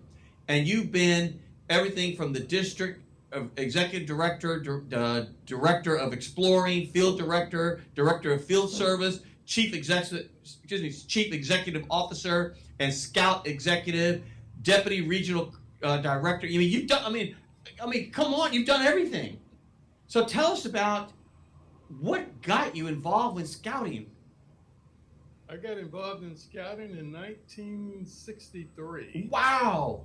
At a place called Dunbar Elementary School, which is now the Ron McNair Police Department. And from there, it was just an uphill wanting to stay with the Scouts. I saw something at the age of 16. I looked at our political system. At 16, I realized there were different party systems, but also realized that there was 100 million alumni of the Boy Scouts. And then I compared that to the city population of the United States population.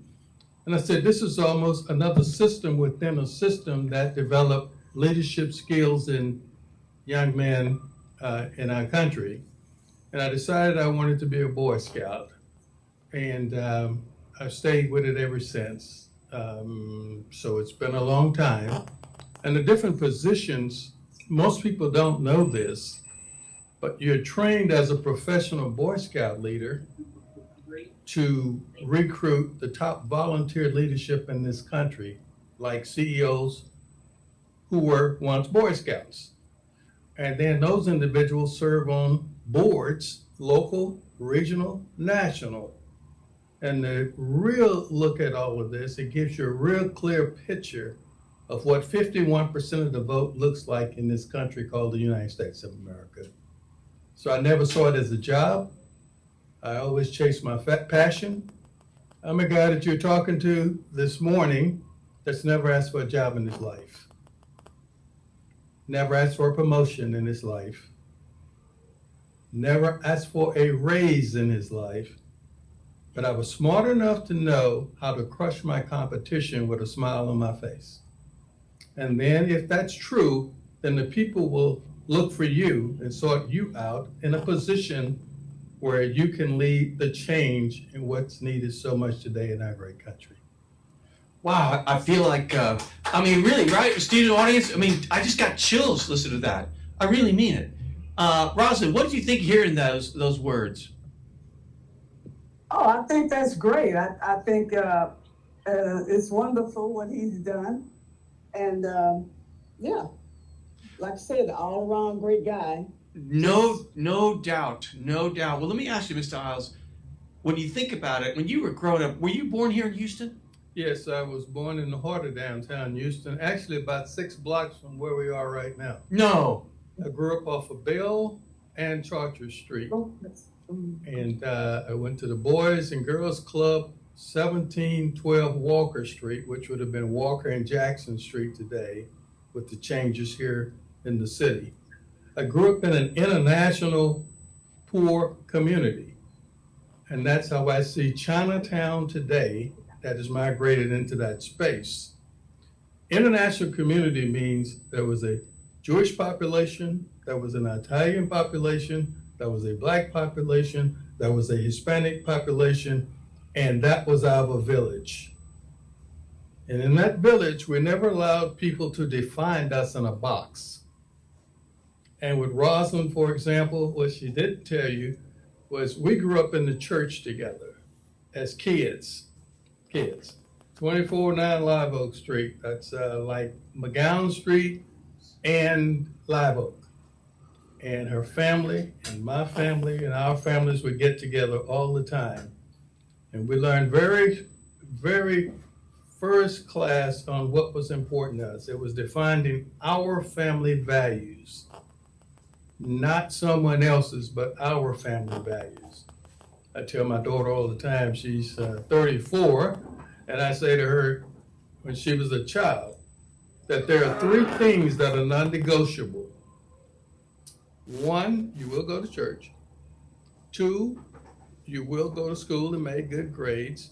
3, you will be a Girl Scout, because your mother was a Girl Scout and your father was a Boy Scout. Everything else in life is an elective, but you will do those 3. Wow. And did she do them all? She did them all. She earned her top award in the Girl Scouts, and her daddy was honored to be the speaker for their whole Girl Scout troop Court of Honor. Oh my goodness! I bet you were just beaming with pride for all of them, but of course for your baby. Yes. I can only imagine. Well, Ms. Rosa, do you have any questions or anything you want to share with us? No, I sure don't. Not at this time, I don't. Well, thank you so much for calling in and sharing that good morning to me, of course, and to Mr. Isles. Well, you're welcome, Mr. Gilbert.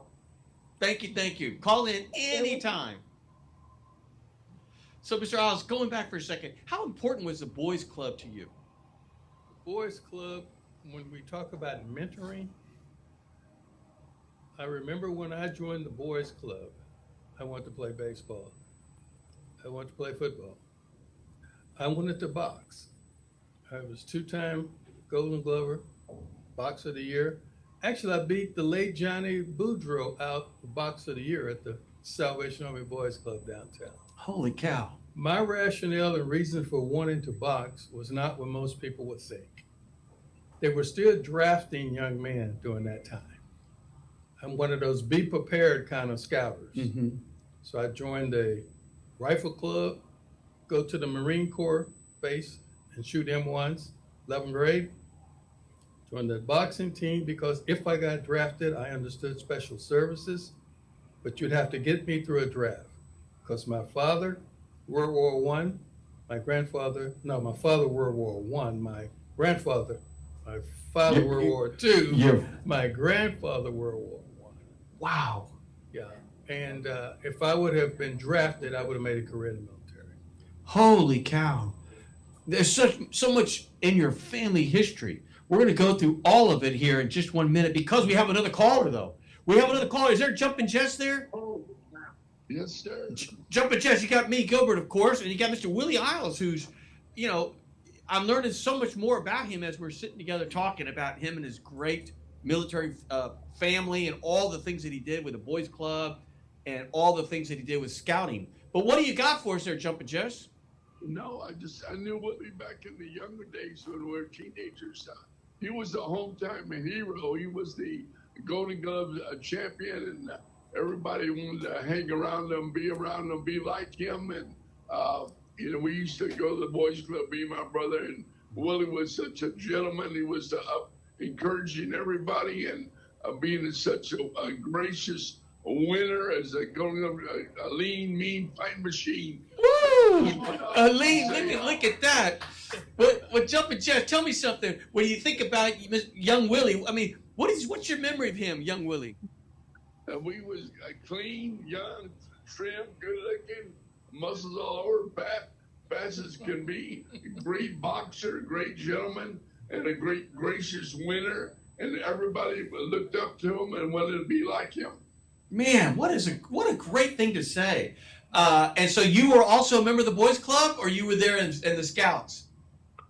No, in the Boys Club, me and my brother used to hang out there and play basketball, play games, and whatever was happening, we were there and watch all the boxers, and we used to try to get in the ring, but that wasn't a thing, and so we just got there just so stay out of trouble. Well, let me ask you this, Jumping Jess.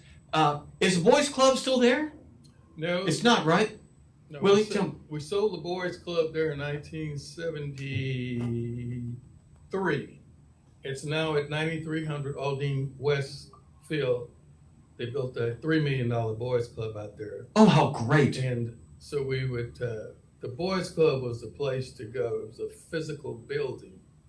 Most important, couple of heroes you don't hear about today that inspired me as a young man. Jesse Valdez, bronze gold medal winner in the Olympics.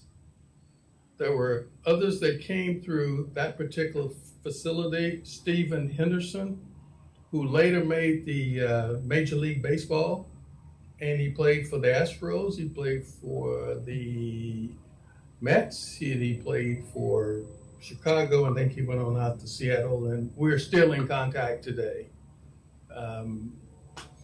My personal hero would be the late CEO for the Salvation Army Boys Club, Charles Dunn.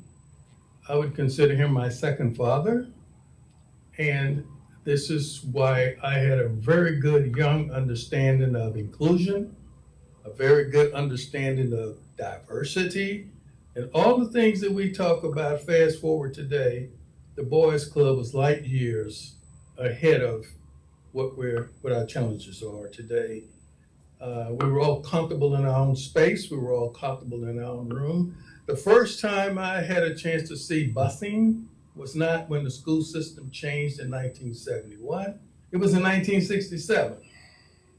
The CEO for the Salvation Army Boys Club downtown said to us, we're going to send a bus to the white schools. We're going to send one to the Hispanic schools on the east side. We're going to send one to Northeast Houston. And we're going to bus them all to the Boys and Girls Club in downtown Houston after school. And they're going to stay for 3 hours, and then we're going to take them back. We were very comfortable in our skin. And because we had leadership like that back then, it made it so easy for me to see the bigger picture. And he passed several years ago, and I was at his bedside, and we said something together that I will remember for a lifetime. And he was sick, and he was able to recite with me the Boys and Girls Club code, not the Boy Scouts yet. But we said this together. I believe in God and the right to worship him according to my own faith and religion. I believe in America and American ways of life, and the Constitution and the Bill of Rights. I believe in fair play, honesty, and sportsmanship. I believe in my Boys and Girls Clubs, which stands for all these things. And that's how I connected with the Magnolia Y. And that's how I connected with Ripley House. And that's how I connected with LULAC. And I could go on and on and on and show you how all those pieces came together, including City Council Member Gracie Sines. All of those people we had a connection to, because that was one of my many bags of tools, was the Boys and Girls Club code. The other one would have been the Boy Scouts, the Scout Law, the motto. That is the brick foundation. Then when you learn that your values are not for sale. Not for sale. And you do it for the right reasons. In the Boy Scouts, they taught me do a good turn daily. If you do something good for your fellow citizen, you should not talk about it. You did it because it's the right reason. So we need to redefine today who we really are. I see our greatest challenge is when the technology revolution married the industrial revolution like this. The world changed in 2006. We're not going back. It's going this way. And as it goes up, we have to understand, which very few of us understand this, that is, you have to really stop. The opinion piece is not the key piece. The key piece is the research and the facts. If we got credible research and credible facts, what do I need an opinion for? I don't. So therefore, if I'm talking to someone who don't understand that, that happens this way. All Americans are kind of spoiled. Certain ones segmented out are very emotional. Get to the bottom line of it. If you got the facts and you got the research, I don't think we have a clue right now, as in today, what I just said. 6 generations are living for the first time in our history. You need 6 different messages. You need 6 different messages that you ask those 6 generations to be a part of you 4 times. Then you come into a situation where now you need 24 messages. That's what America's challenge in its 250th anniversary is today. Holy cow. Well, let me ask you this, Jess. What do you think of all that? And you know, is this the Willie you know? Yeah, it is. Well, how thoughtful. A board leader. I just, last question is, do you have any more contact with Termite Watkins? That's it. Termite Watkins. I've followed Termite's career since day one when we were at the Magnolia Wide boxing tournaments. And Termite was a great inspiration. I have to tell you this because this guy is now no longer with us to show you how we develop people. His name was Ivan Bryant. Ivan Bryant fought Termite Watkins as an amateur fighter right here downtown off of Walker and Jackson. And Termite Watkins was a superb fighter. And I'll never forget, Ivan Bryant actually beat him at an amateur show that day. And Termite went on to just light the place up. Jesse Luis Valdez from Magnolia Y was a great fighter. David Martinez fought in the Silver Gloves, which was then over at the Jefferson Stadium House. That was a 1967 show, and I did win the Silver Gloves as well. And but there are just so many fighters I learned so much about, like Joe Santos. Again, the Johnny Boudreaux kind of guy. He went to Jeff Davis. And so when I look at the whole East End part of the community, there's nothing over there that I wasn't a part of, because it was all about making it work. Started the boxing program through the Boy Scouts, by the way, in 1974 in Garden City Apartments in Acres-Home, Texas. Started a boxing club 1973, Allen Parkway Village, as one would call it, Freedomstown. I loved what Reverend Ray Martin was able to put together in 1969, Progressive Amateur Boxing Association. I love the theme behind how we can proactively change a community. A boy or a girl cannot open a knife or fire a gun with boxing gloves on. And these are the things in our bag of tools we need to take out once again. Because the key wasn't about how many people you could beat, knock out. It was about sportsmanship. It was about being able to get into a situation where you say a prayer before the fight starts. It's about hearing a national anthem that some people have challenges with. Let me say something right quick. When I see that, it's very clear to me we don't know our history and research on a positive side, okay? And on the positive side is, think about it for a moment. What does the red represent? What does the white represent? What does the blue represent? If you don't know, then how can you be so emotional way off base? The red represents blood, people. The white represents freedom and purity, people. And if you get into the 50 stars in the flag, let me remind you of something. Let me remind you of something that's really real when you start to look at that. The stars represented the states. You can ask this question at a later date to people around the country. Here's what's going to scare you to death in 2026. Ask them, how did we come up with the name United States of America? You'll be surprised. 95% of people in this country, Democrat or Republican, can't even answer the question. That's what we ought to be about the business about. We've forgotten our way. If you take the stars in the sky, that means 7 continents. It just doesn't mean United States. We came from 7 different continents, 7 different walks of life. And that's what's unfortunate about where we are today. We don't even know how we got here. We focus on the wrong stuff today. And when you start to think about things that people say, it's kind of scary, because some of these things I thought we already solved. For example, Gilbert, and I have to say this, because if you look at the things that we're focusing on, that is really not the challenge for us. There's a collision between the industrial and the technology piece. There has to come a new process of how we think.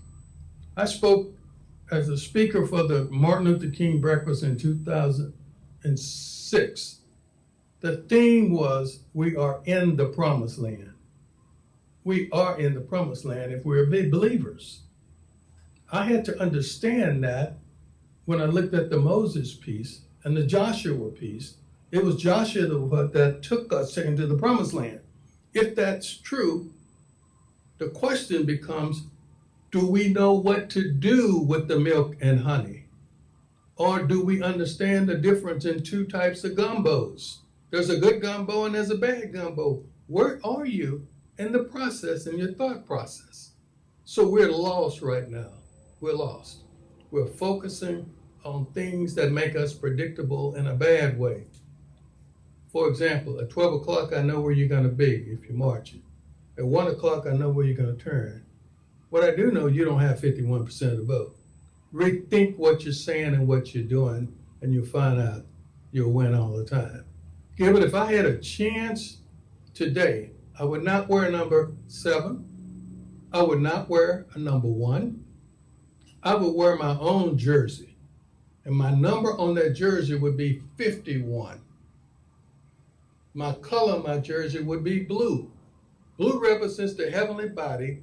The 51 represents 51% of the vote. The 49% got to go along to get along. Where is that conversation? When I came back here after being gone for 26 years, I only asked one question. Why, when I Google, I can't find a single meeting in Houston or Harris County, anywhere else, that talks about succession planning? How can that be? How can I be gone that long and you're doing the same thing? I don't get it. I never will. And that would be how I would approach it. Everybody should walk around with a 51% number on their jersey, which represents a democracy and an opportunity to change what we see. Touche. Jumpin' Jess, you got anything for us? Just tell Willie open him a church and I'll be in the front row. Me and you both, my friend. He just might. Thank you so much, Jumpin' Jess, for calling in. You're such a great citizen here in Houston, Texas.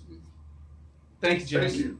Thank you. So let me come back to you, Willie. So when you think about the things that shaped you, clearly boxing, the boys club, and everything else. So how are you instilling it into the young people today? I mean, you've seen so many young people. Is there something about young people today that's different than young people were yesterday? Or is it pretty much young people are young people? You know, you always hear this thing about, well, young people today, and those kids today. But are challenges for kids today any different than what they've been when we were kids? I think it's changed tremendously over the last, I'm going to say, 12 years. And here's what's changed.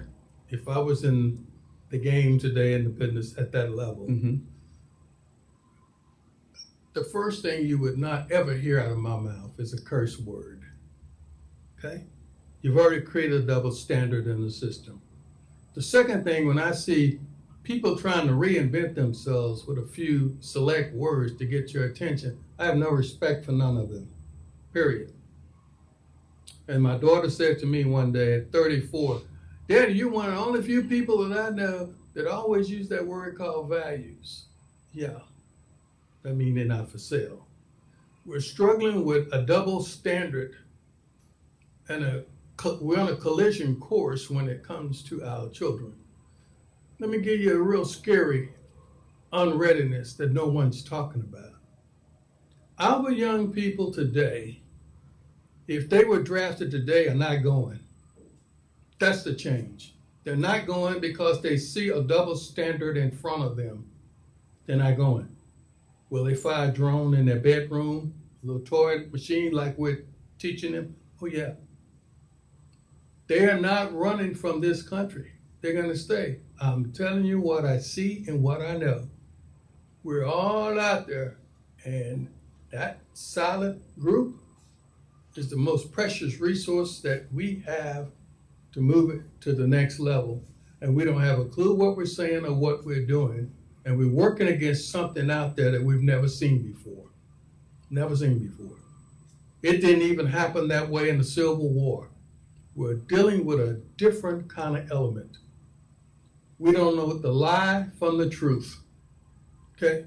And we need to quit biting our tongue like it doesn't exist, because it exists. And it's bigger than just race. It's bigger than that.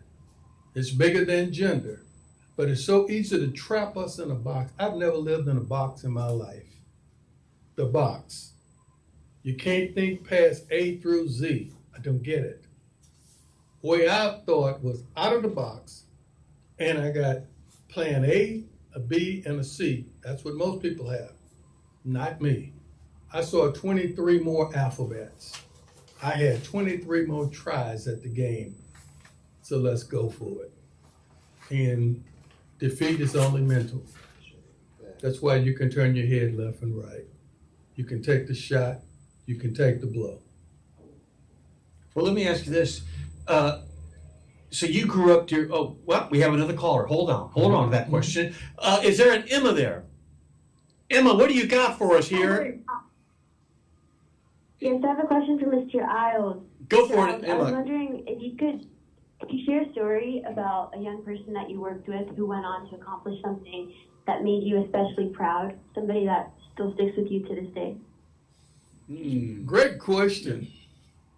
My first assignment at the age of 19, youngest ever hired in the history of the Boy Scouts of America, was to go in the 4th Ward, go into Allen Parkway Village and start a scouting program there. That, to me, gave me an opportunity to meet some very special and beautiful people. So at the end of the day, there was a young man that was from Milby School, Juan Bustamante. Juan was one of my Boy Scouts at the Boys Club, but his father did not want him in the Boy Scouts. And he and I are very good friends still today. I attended his wife's funeral, maybe about 6 months ago in San Antonio. I followed his career in the military. I was with him when he earned his Eagle. I was with him when he met his wife, and he sent me this letter, I want you there. I was there for him when he lost his father. Actually, I made sure he made it from Kentucky back to Texas to attend his father's funeral. And I was with him several months ago, as I said before. He gave me a very special gift. He's a Purple Heart. He gave me one of his license tags when he was in Kentucky. And most of my friendships with the thousands of young people, in some kind of way, I'm still in contact with them. I was working on a project when one of our Houston Rockets basketball players owned a restaurant in Fourth Ward right there off of Bagby and Pierce. And I said to him, for my 70th birthday, this is my birthday wish. I would love to be able to bring all of those young men and women from Fourth Ward, Freemanstown, Allen Parkway Village to a special celebration. And I would love for them to tell you where they are now. You'll be real surprised. The Fred Browns of the world, the basketball player, for example. When I start to think about those who went into the ministry, I think about those who were very successful. They're on Facebook with me now. We still communicate. I will be a part of them for a lifetime, because that world we proved to America, not just to Houston or Fourth Ward, we proved to America it can be done. We held the first street corner scouting camporee in America, right in the heart of Fourth Ward. 150 scouts, utensilist cooking, how to live off the land. We took the same concept to Fifth Ward, Hester House. Front page article, Houston Chronicle. 500 scouts camping out. Yes, George Foreman was there, the late George Foreman. 500 scouts camping out in the back of Julius C. Hester House because people said it couldn't be done. We took Allen Parkway, Irvington Courts, Clayton Homes, CUNY Homes, brought them all into the heart of downtown Houston, bicycles. And we rode all the way to Dewson Park and back the same day. I believe that Eyewitness News helicopter covered that whole thing. We had fun. We were able to do one other thing I think is very important. We were able to get all the sheriffs together when I left here and went to Louisiana. The sheriffs from Mississippi, the sheriffs from Louisiana, brought them all into the Superdome and called it a good gang press conference. We're the biggest and the baddest good gang, my friend, in this country.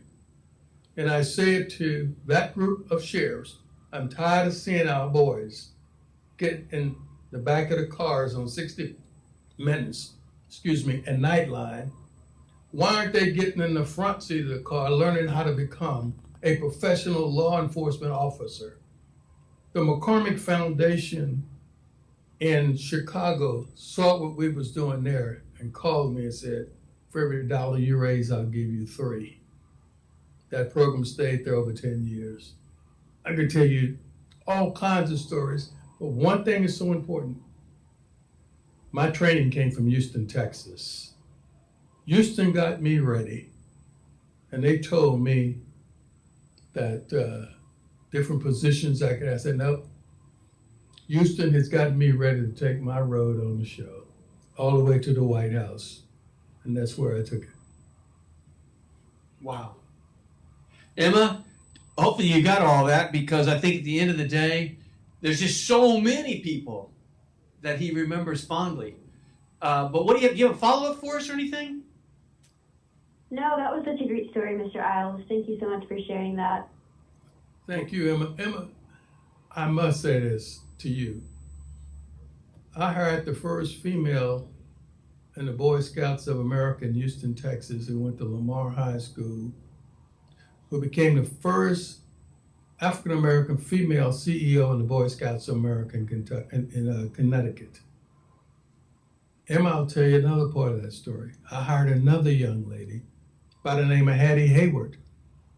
At one point, she was the longest tenured professional scouter who happens to be female in the Boy Scouts of America. Emma, I'll tell you another story now that you're pushing these sweet buttons on me. Clayton Homes, 1974. I developed what was called a single parent exploring program because there were a lot of young ladies out there had children, because I thought that was important. And no one told me I couldn't do it. It's all about leadership. And Emma, the sky is the limit. I give you my special gift. It's a simple prayer. And I want you to remember this. My simple prayer, oh Lord, don't let me die until I'm dead, and I, like you, we're very much alive. God bless you too. Thank you, Emma. Thank you so much for calling in. And hopefully you're going to take away a lot of what Mr. Isles just said. Of course. Thank you so much, Mr. Isles. That was a beautiful prayer. Thank you. Thank you, Miss Emma. We already have another caller. I tell you what, people want to know what you've got to say. We got. Is there a Bobby there? I saw a Bobby. Bobby, can you hear me? Mr. Bobby. Bobby, can you hear me? Yes, sir. Bobby, you got me, Gilbert Garcia, with a tip from Gilbert. Talk, inspiration, and prayer with Mr. Willie Isles. What do you got for us? Hey, Mr. Willie, I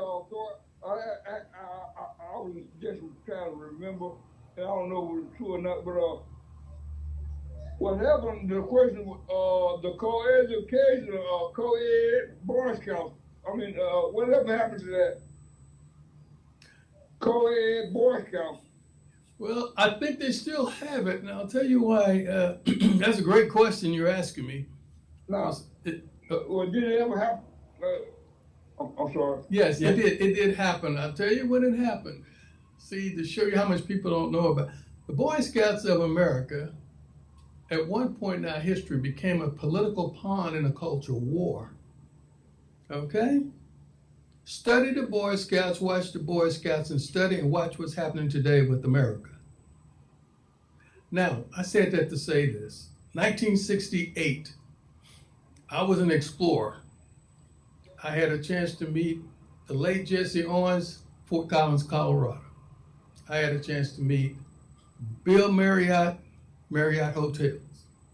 And the conversation was about why young men were dropping out of the Boy Scouts exploring program. They put together this study, and this study came back and said that young men from 14 to 17 wanted girls in their program, make it co-educational. It was Bill Marriott and his team that put that study together around this country.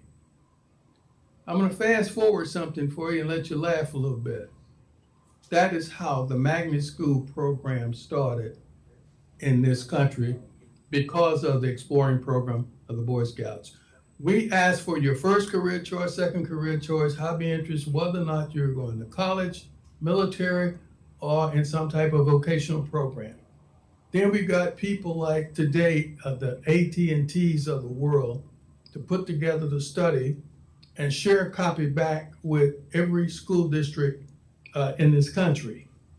With that information, then we went to a guy like the late Dr. Red Duke, and we said that X number of students want an interest in the medical profession. That's how the high school health profession started. Then we went to another person. I'm just planning it all the way out for you so you can have some fun with it when you think about coeducation. People are getting exploring mixed up with a Boy Scout, which mixed up with a Cub Scout. Now, remind you, I got a speech somewhere out there where I gave a very interesting speech about this organization understanding the change it needed to make without saying it. Here's what I said.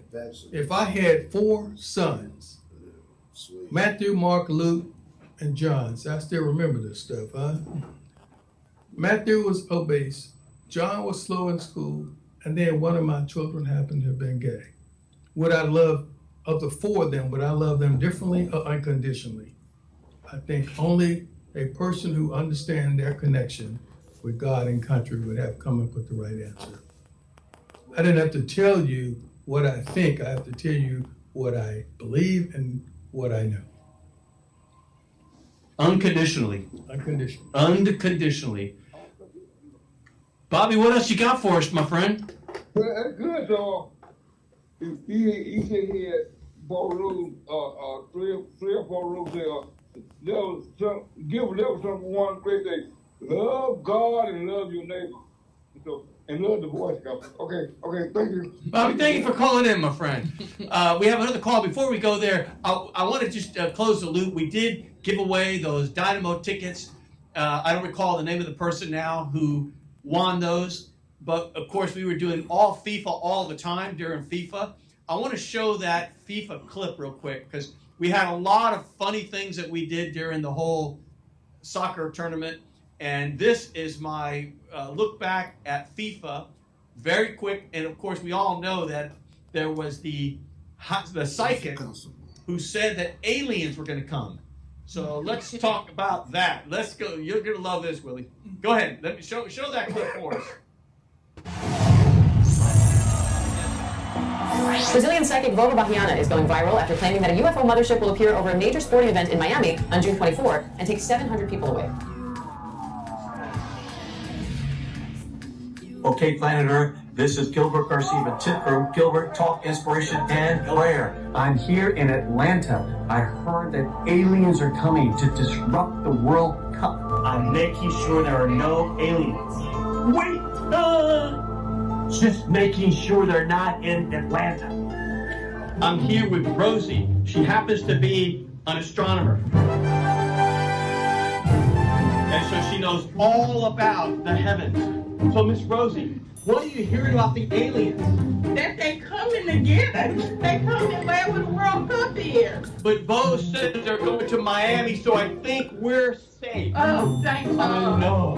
What a relief. Yes, I know.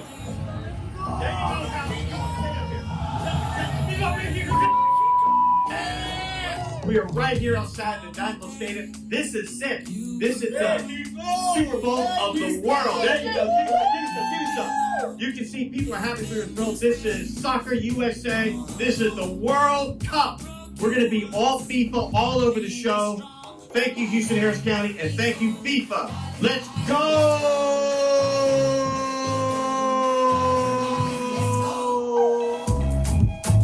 Let's go.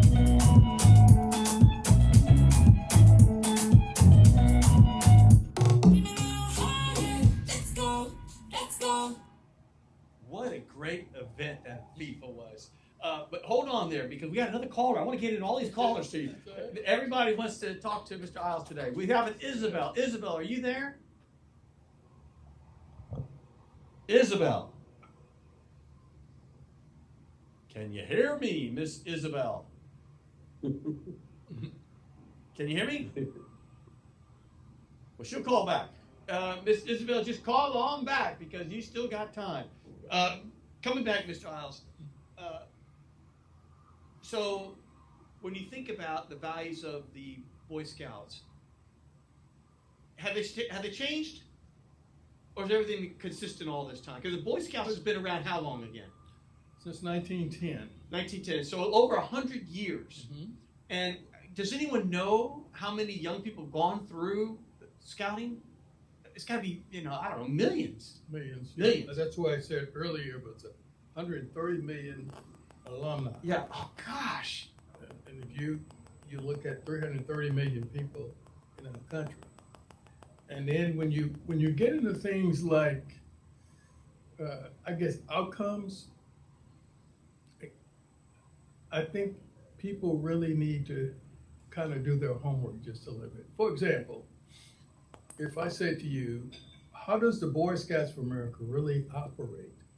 Well, somebody has to purchase the properties for kids. Right. Somebody's got to build, at one point, over 300 offices around the country and regional offices. And then you get into things like, in my case, I went to the National Boy Scout Jamboree as a Boy Scout in '69. I didn't have the funds to go to the Jamboree. It was the River Oaks Rotary Club that sent me on scholarship. Oh, wow. Okay? I'm already in debt to people that I have to pay for a lifetime.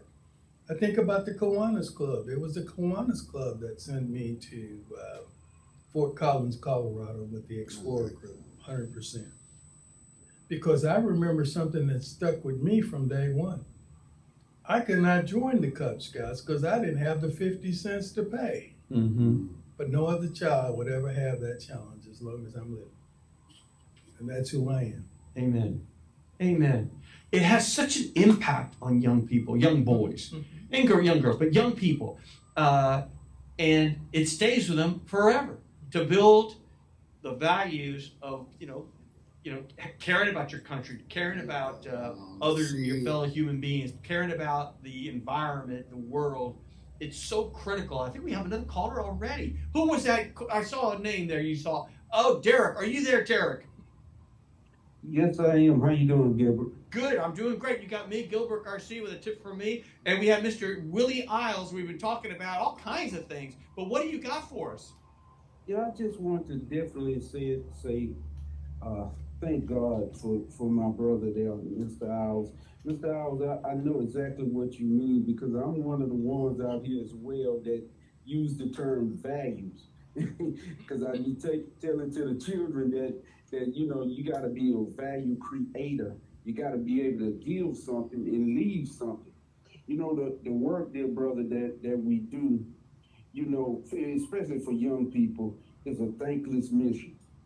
But it will reap great benefits in the future for us, because you and I, and people who work with young people like that, we live in them, as you were pointing out. We live in them for a lifetime.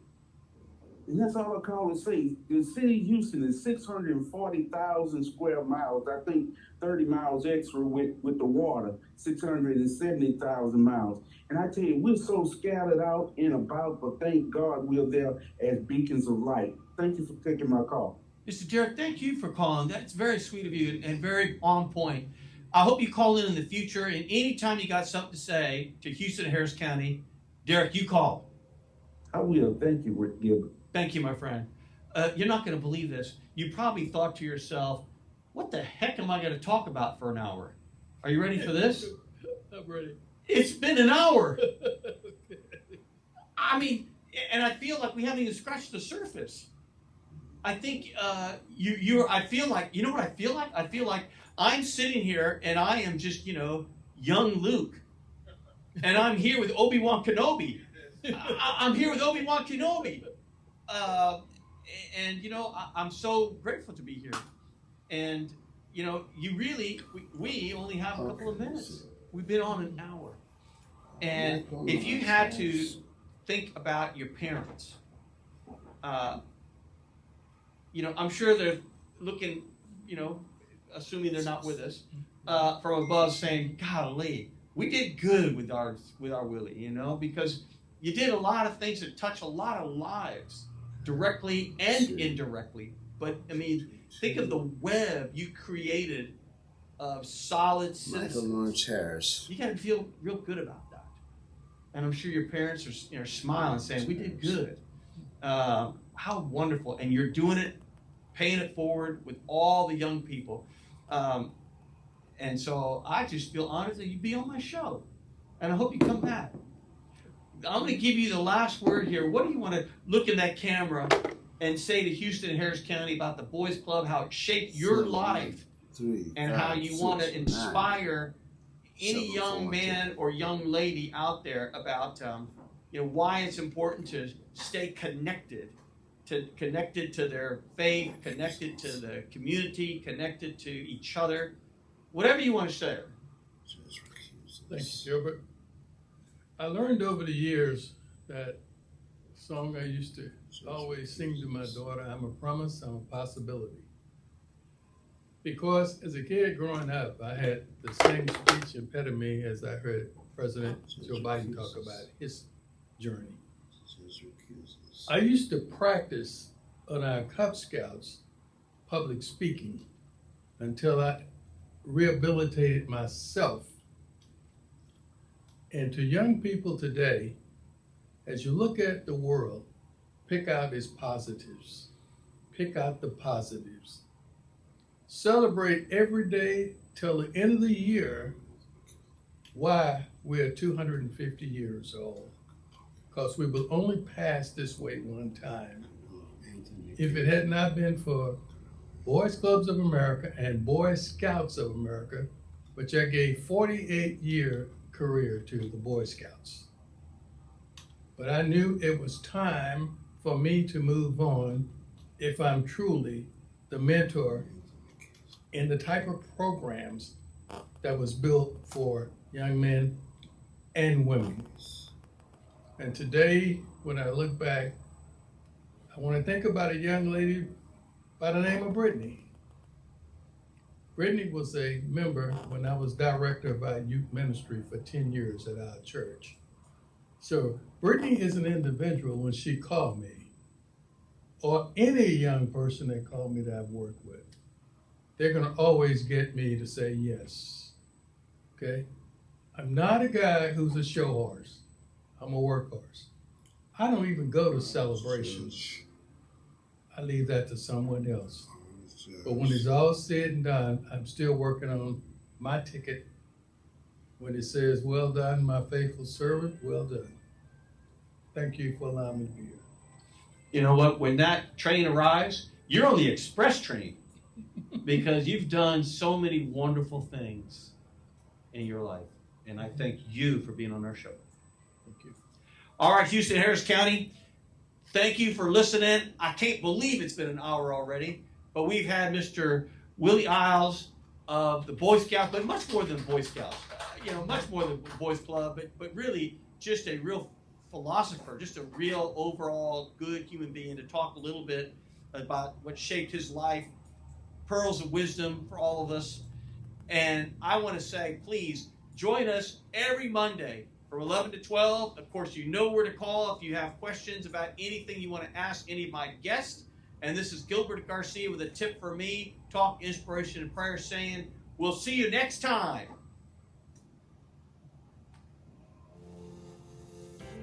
All right, Houston, Harris County, this is Gilbert Garcia with a tip from Gilbert, talk, inspiration, and prayer. Watch and hear my show on YouTube, Facebook, RSS, Apple Podcasts, Amazon Podcasts, Google Podcasts, iHeartRadio, and Spotify. And follow me on social media. See you then. And now, a message from the Future Frequency. Young voters, Gen Z and millennials, our world is moving fast, and the issues hitting your pockets and your peace, they're all on the ballot. Rent, safety, jobs, student debt, and yes, home ownership. Whether you're aiming for your first keys or keeping your roof steady, voting is where those issues get decided. So click off the mute button and let your voice be heard. Tap in, lock in, and make a plan to vote. The future is live right now, and you're the frequency. This message is powered by the Diversity of Thought and proudly sponsored by 1230 KCOH, The Source. 5, 10, 15, 20, 25, 30. Hi, I'm JJ Walls with Sunnyside Dental, and yes, it's now been over 30 years that we've been providing quality dental care for our patients in the Houston area. It's now come to my attention that many of you that want to come to Sunnyside Dental have Medicare plans that we don't accept. Hold up, that has got to change. Sunnyside Dental is now accepting most Medicare dental plans. WellCare, Liberty, United Healthcare, Cigna, Kelsey Care Advantage, AmeriGroup, Aetna, and many more. We're getting on board.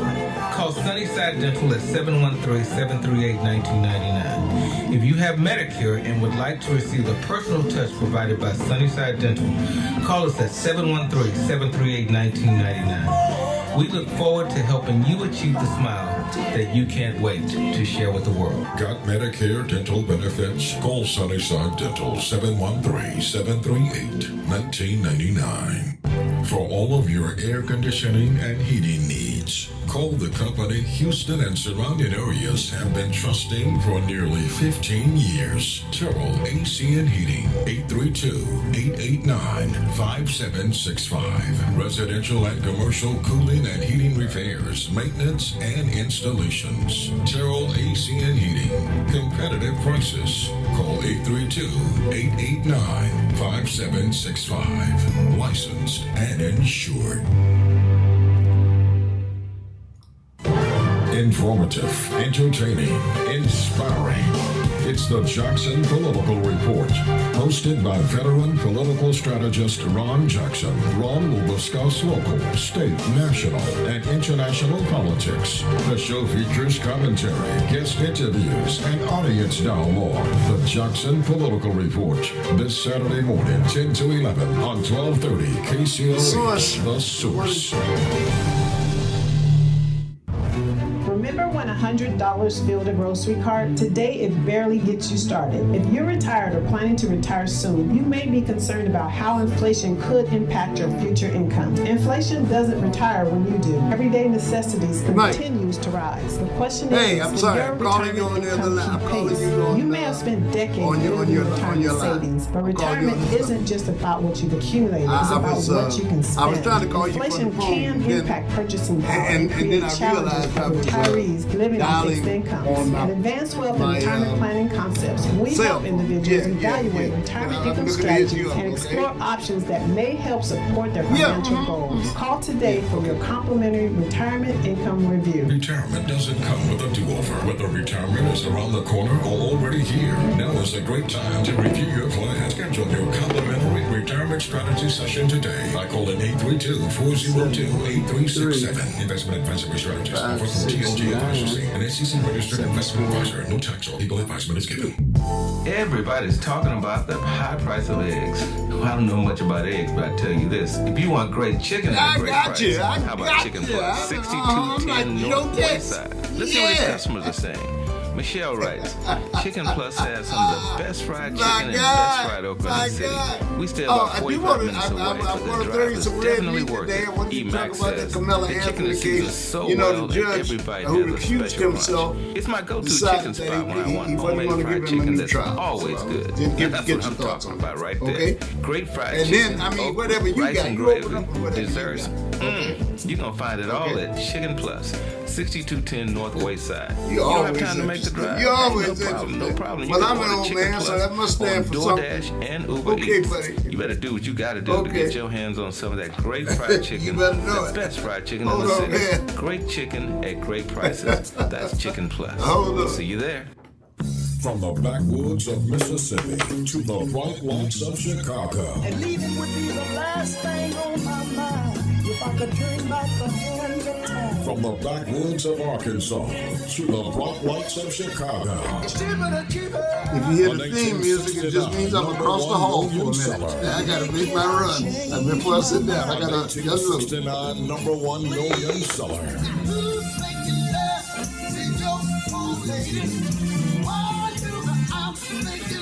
TD. So good to get home with you. JT. Only my woman can. Tyrone Davis. Are you?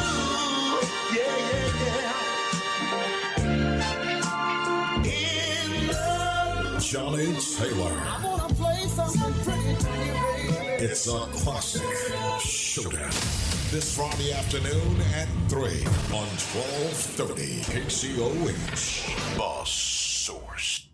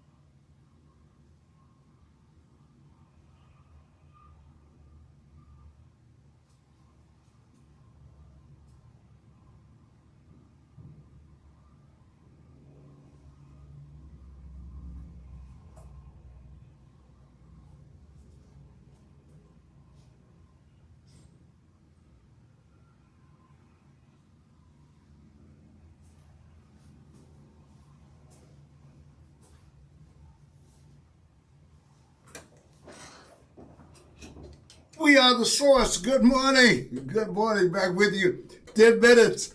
Now, after the hour, let me say hello to Michael Lawrence Harris. Michael Lawrence, good morning. Good afternoon, Michael. How about that? All right, Michael Lawrence Harris. And that just dropped, so we'll get right back to you. We'll get right back to you in a minute, ladies and gentlemen, right here on The Source with, I guess it's still the person with the top job. With the top job, Michael Lawrence Harris. Here he is. Hey, Mike. Yeah, I don't know what happened there. Yeah, we got disconnected there. Yeah, maybe these old fingers hit the wrong button. I don't think so. It was on my end. It was on my. I'm sure that much. I'm sure of. It was something that I did not do. I'm sure of that. Well, two old men trying to do it again. Yes, indeed. And then we find out that since the one on this end is a dunce, we can't do it but once. Oh, the dunce is in the Texas Radio Hall of Fame. Oh, well, then they just might have to change to the Hall of Shame. Too late to turn back now. Good. You got good. Yeah, you're right. I believe I'm falling in love. And you got all the old hits. You got all the hits lined up. Man, how was your weekend, bro? Oh man, just another day for a Negro. Mm-hmm. But Clark Cummings' son did his first sermon over at Northside. You know, I was a member over there for a long time. All right, okay. Yvonne and I went there, and so did Yvonne's mom and stuff. Yeah. But then when Pastor Montgomery died, you know how that goes. When the leader dies, like KCOH, after Mike Source died, we thought Mike was bad. Good Lord. Hey, my God. Oh, no. What? Then I woke up someday saying, what happened? What happened? Good Lord. Yeah, I actually bring back Mike. Mike's in the grave. Raise him up, God. Hold on, I'm going to get you as soon as I can. You know that. Okay. Anyway, you ready to go? Yeah, I got them lined up here. Got them lined up. Let's see. Let's get to now that is, of course, before the good doctor. Yes, yeah. Before the good doctor. Before the good doctor. Absolutely. To be clear. You know, sometimes in our lives, we have to have someone that we can lean on. Sure. People show up at all times. When you say, my shoulder's broken already, huh? My shoulder's broken. You can't lean on me. They broke your shoulder. Yes, indeed. Well, look, you got people who want to get mixed, want to mix it up and get it started right now. All right. Okay. All right. Yes, indeed. Come on, caller. Let's go with it. Yeah, I'm all right, and I know you guys are all right. Absolutely. So guess what? I'm not going to ask you for the 55th time. Hey, y'all remember that old Negro spiritual, Amazing Grace? How sweet the sound. Amazing grace, how sweet the sound. Mm-hmm. That saved a wretch like me. I once was lost, Junior, but thank God I lost you. There you go. You threw the first punch. I'm gonna do the phantom punch. That was a phantom punch. I'm gonna do the rope-a-dope. Hey, Mike. But on the radio, man. Okay, this Sean Grayson, this police officer that killed Sandra Massey, shot that poor sister in the face. That guy, stage 4 cancer, died in prison. And I hear a lot of people online talking about good, justice is served, karma, good for him. Michael, when are we ever going to grasp the concept of there's none righteous, no, not one? You know, I might have never shot a woman in the face, but I've eaten grapes. I though. I might have never shot a woman in the face, but I've committed fornication. I've stolen. I've lied. The scriptures say all are worthy of death. And when I hear these holier than thou, self-righteous folks, man, that's why I said the other day, man, it just reinforces my opinion that human beings are God's worst creation. Hate and jealousy are a hell of a drug. And I'm saying, and let you have it. You know, I read in Jeremiah, the heart is exceedingly wicked, and there's no cure. And there's none righteous, no, not one. And then in Romans, it talk about the good that I should do, I don't. The evil that I shouldn't do, perish. That's what I find myself doing.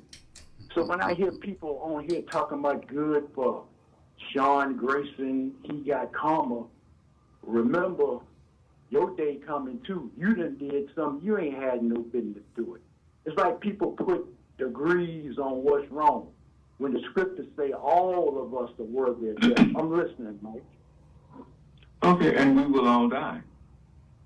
Go ahead. I thought you said you were ready to hear me. Go ahead. I'm listening. Oh, okay. And Jesus was willing to die. Yeshua was willing to die. Yeshua, however you say it. How did y'all say it, Barry?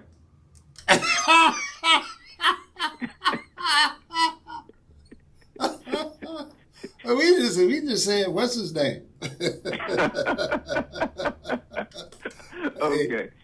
The source. But he was executed. Hold up. And he never said a mumbling word. Your family. Let me still say killed that, him. and then I'm gonna get off the phone. And okay. Hold on, I've got supposedly he was the only righteous person that we had. Because they said, no, not one of us is righteous. So I don't disagree with you on that. What I disagree with you on is how bad some are in comparison to others. This country has made it a habit of villainizing, or simply making villains. Vilifying. Out of ethnic. Yeah, vilifying. Vilifying ethnic minorities. I heard something on the news just a little while ago. They were talking about, it was, I guess, our governor talking about the United States selling land to, who did they just sell it to? It wasn't China. It wasn't Russia. Who was it? Somebody. I don't get involved in the affairs of the world. I just pray for my good. No, but this is not an affair of the world. It is an example of how people see things. They didn't want Paris is you know everything, Mr. Eley. You're Paris. Who's that guy who used to be on TV that just knew everything? I don't know. You stumped me because I don't know. I don't know. Well, anyway, they were complaining that the U.S. had sold some land, I think here in Texas. And it was the governor complaining that that somebody had bought a few thousand acres of land right here in Texas or somewhere in the U.S. Oh, I've heard this. I know the story. We talked about that. Junior would probably remember it too. Is this the black people who got who they bought the land, right? And they were forming a community down there. Mm-hmm. Is that it? And that was one of the ones that they were talking about. Yeah. And they were saying that those people shouldn't be allowed to buy property in our country since they don't share our values. And I'm saying I can't say what I was thinking. You all came here and the natives took you in. They trusted your nasty behind. And what did you do? You came and killed them, took their land, put them on reservations, raped their women, brought us here, killed us, raped our women, enslaved us, and still to this very day are trying to deny us our basic human rights. And yet, here we go. You want to... Well, you asked, I'm answering. If you don't want the answer, then don't ask the question. I'm finished. I'm listening, soul. No, that's here we go, man. There you go. And I'm like Popeye. I am what I am. That's all that I am. Yep. No, that is not all that I am. But when you ask me about certain things, that's how I feel. I feel that men ought to be able to marry men. If they go to hell, that's between them and God and the devil. People have a right to live their lives without you sitting back telling them what they can and cannot do, unless it's something that's hurtful or harmful to somebody else. Now they got those cameras up now. So everything these people do is out to control your nasty behind in their mind. We have to be told everything. We have to be spied on. Somebody asked about that Carmela Anthony thing. If Carmela Anthony were white, he would be free right now. Ain't no doubt in my mind about it. But they run the system, and they run it for their benefit.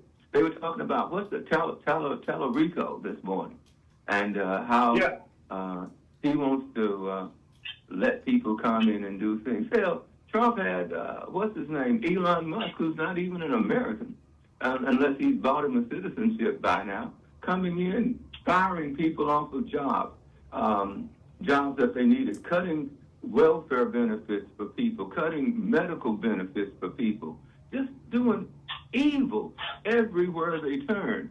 But yet somehow, in fact, he's coming to Houston. You ought to go and see him, Junior, and let him bend over so he can kiss his behind. You know, if you were that in love with Donald Trump, go and give him that ultimate sacrifice. Pucker up, buttercup. Isaiah 55. Was that bad enough for you, Junior? I'm just the type of cat. I'm just like ecstasy, passion, and pain. Leave other people's business alone, to each his own. I don't know what's right for you. But we are not bothering them. They're bothering us. But I don't go after them. All I want is I want the same right as any other American, no matter what color, I agree. No matter what race, ethnicity, or whatever. They don't want that for us. I agree, They want it just for them, and only them that think like them. You have to be a white supremacist to be in line with Republicans. You got to be in line. What? Isaiah 55, verse 7 and 8. My thoughts are not your thoughts. Neither are my ways your ways. So my thing is, the way we think is not the way God thinks. Vengeance is mine, said Paris Eley. Vengeance is mine, said... I haven't asked for vengeance. I've been asking for equality. I want equity. That's all. How come Michael, when I ask you for directions to Baytown, you got to go 59 south, I-10 westbound? I'm not going 59 before you go south. I-10 eastbound. I'm answering your question. I am answering your question. If you don't like how I answer questions, guess what? You should not ask me questions. Because I'm not changing for you. I am who I am. I'm going to be like Change is going to come, but it won't be because you... No, wrong Sam Cooke song. I'm going to bring it on home. Michael. Okay, well, bring it home. I remember I was at a football game when I was about 23 years old. I went to the concession stand and asked the lady for a medium Coke. She said, she was a soul sister. We ain't got no medium Coke. We got small and large. That's the way she said. I said, well, give me a large. And after I gave her my money, after she gave me my Coke, I called her a bitch. That was like 40 years ago. I think about that, man, and I wish I could apologize to the lady, because I wish I wouldn't have done that. But we all, my thing is, we all have did dumb stuff that we regret later on in life. So who are we to judge what somebody else do? Just like if a police officer told me he's going to do something horrific to me back in 1980 when I was 18, 40-some years later, he done found the Lord. He probably preaching. He probably regret what he did to me. My thing is, he that is without fault cast the first stone. That's all I'm trying to get us to see, Michael. 3 hands coming back to me. We all have did stuff. So the Grayson, the Sean Grayson guy, we all gonna die, but we all gonna get karma. And if God judged us for what we all have done, when none of us be here. Go ahead, I'm listening, Mike. My question is, when have we cast stones the first time? We came into this.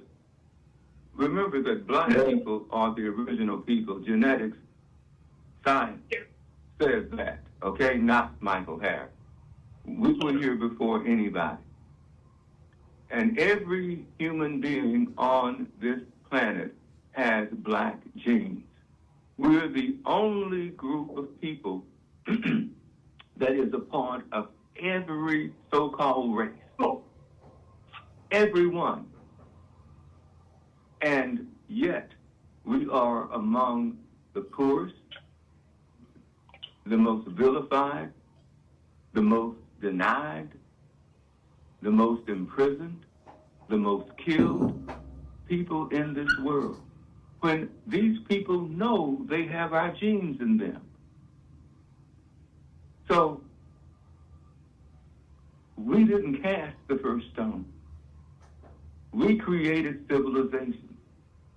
They chose to enslave us, to castrate us, to behead us, to burn us.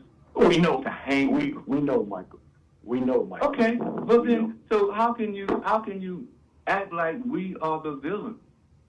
I'm not acting like we the villain. I'm gonna leave you with this because I know my troll. He gonna call in getting on me. But okay, Romans 8. You just called somebody a troll. He always called after me, trying to correct me and trying to tell me. But you said about you calling me somebody a troll. Study. It says study to show yourself approved unto God, not unto Michael, not unto Paris, not unto Derek. I'm showing myself approved unto God. Let every man calling him a troll.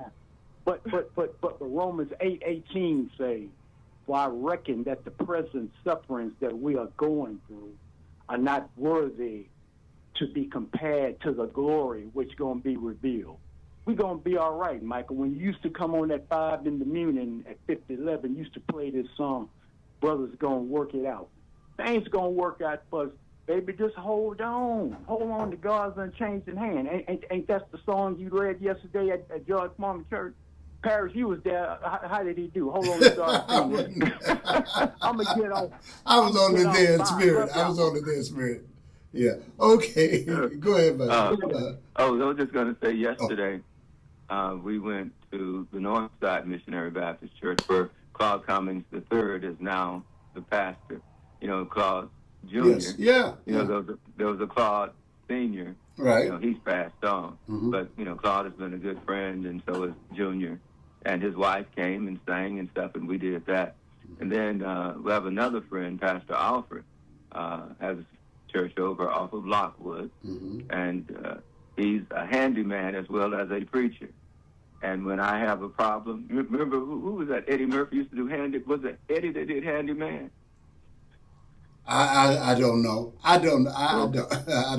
Well, anyway, when I need something, I can call on him, and I go by and worship with him some. And so I double worshiped on Sunday. Did not make it to George's church.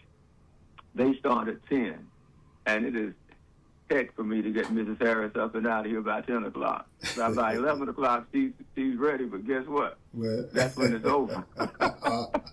Yeah.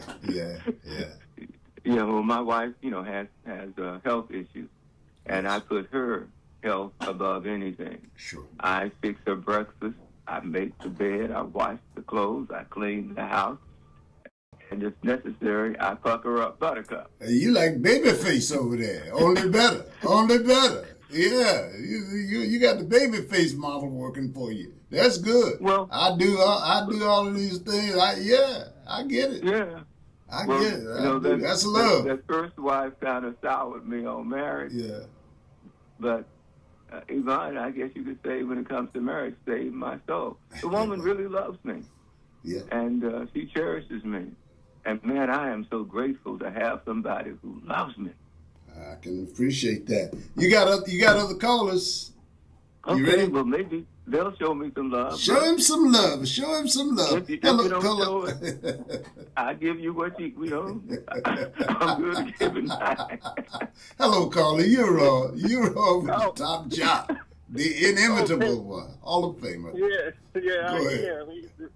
He's in good form. Yeah, he is. Top job. Yeah.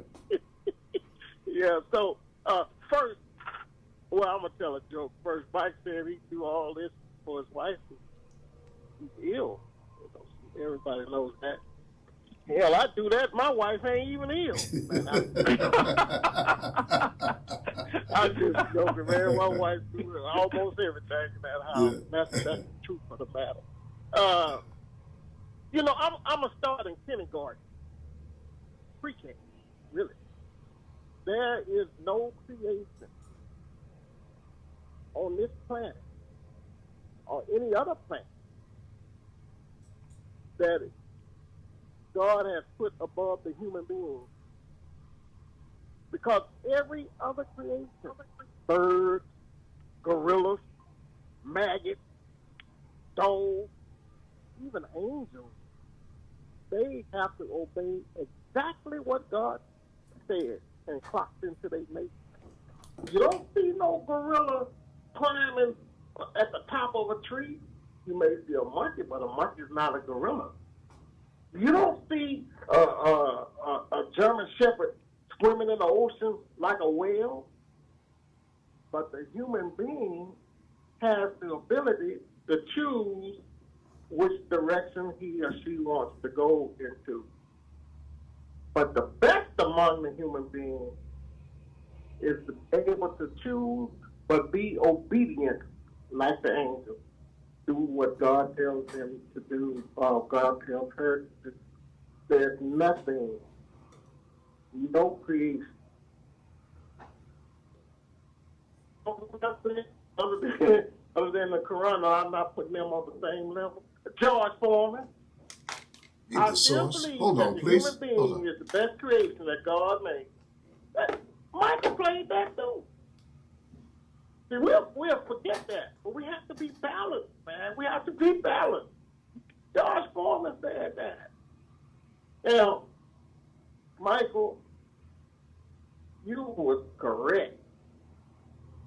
When them Europeans came over here, they not only raping, they had to take, what's that fellow name? The so-called discovered America. Columbus. They had to take him back and change and shackle. Because he was raping the men too. And then later when they encountered the so-called Native Americans, like you said, they raped them, killed all with their way of life. And by this time, the Europeans were building up things. They went to us. I'm sure y'all heard the story about the smallpox. But I thought they just had smallpox in a blanket, and they just accidentally gave it to the Native Americans. The Europeans did that. But no, they went to a smallpox hospital, took the blanket from the people that were being treated, and gave it to the Native Americans, and killed them. The babies too. Then they marched them from some extreme location to another. They call it the Trail of Tears. Then they took us, whooped us, beat us, raped our mothers and fathers, and then told us we were wrong. They made up a psychology word, drapetomania. Say if you tried to escape, you need to be put in a mental institution, and we're going to say you got drapetomania. It was in a DSM-4 book for years. It's probably still in there. And then I had the nerve I'm going to use myself. I have the nerve to say that's the same thing as little Michael Harris when he was a little boy. His grandmama said, no, you can't have no cake right now. We finna eat dinner. And Michael go in there and pinch a piece of cake. Just a little piece. Him and his brother and his sister. Now, I'm going to say that's the same thing as them people raping my mama and hanging my daddy from the tree. See, when I talk like that, then something has terribly gone wrong. Something has gone astray. Because I'm not supposed to think like that. That's not going to make me closer to God.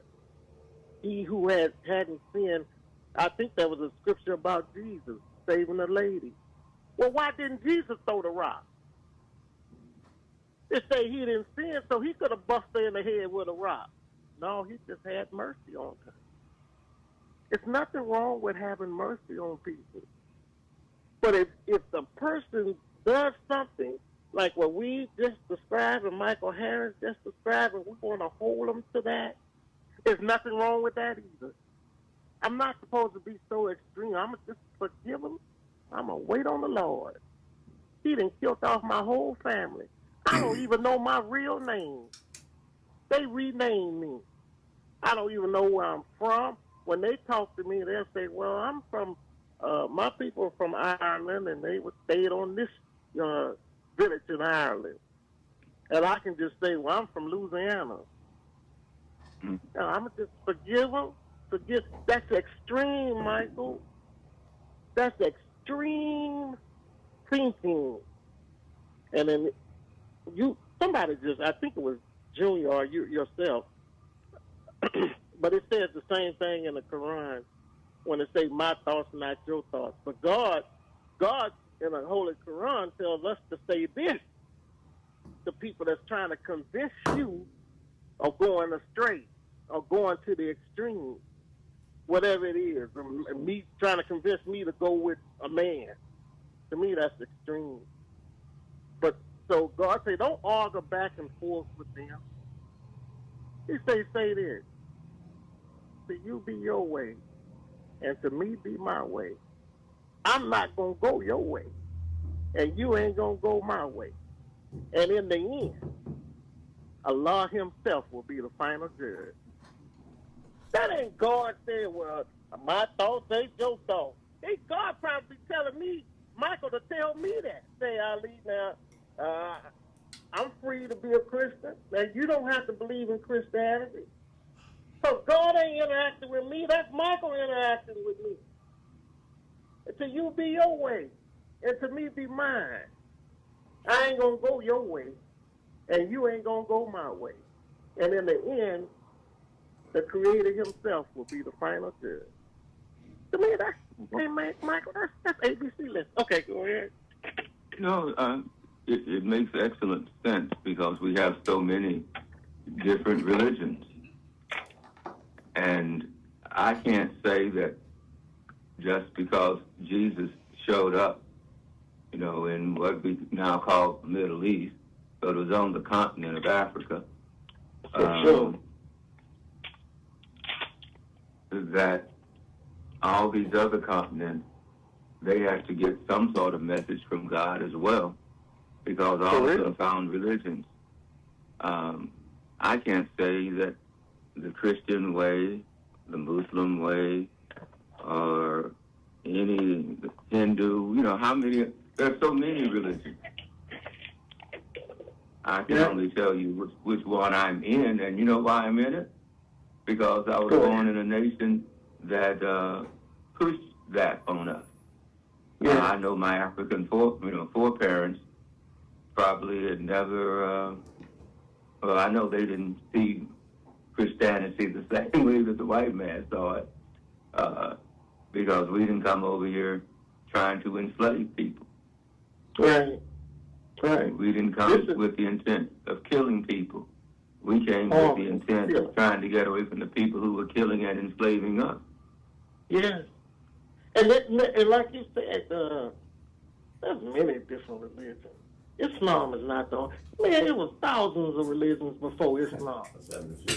What's going on, Ralph? Allah tell us those of you who was best before you accepted Islam, you'll be best after you accept Islam. Ain't no magic in me being a Muslim. I'm gonna be the best. I'm gonna be better than Michael now because I believe in Allah.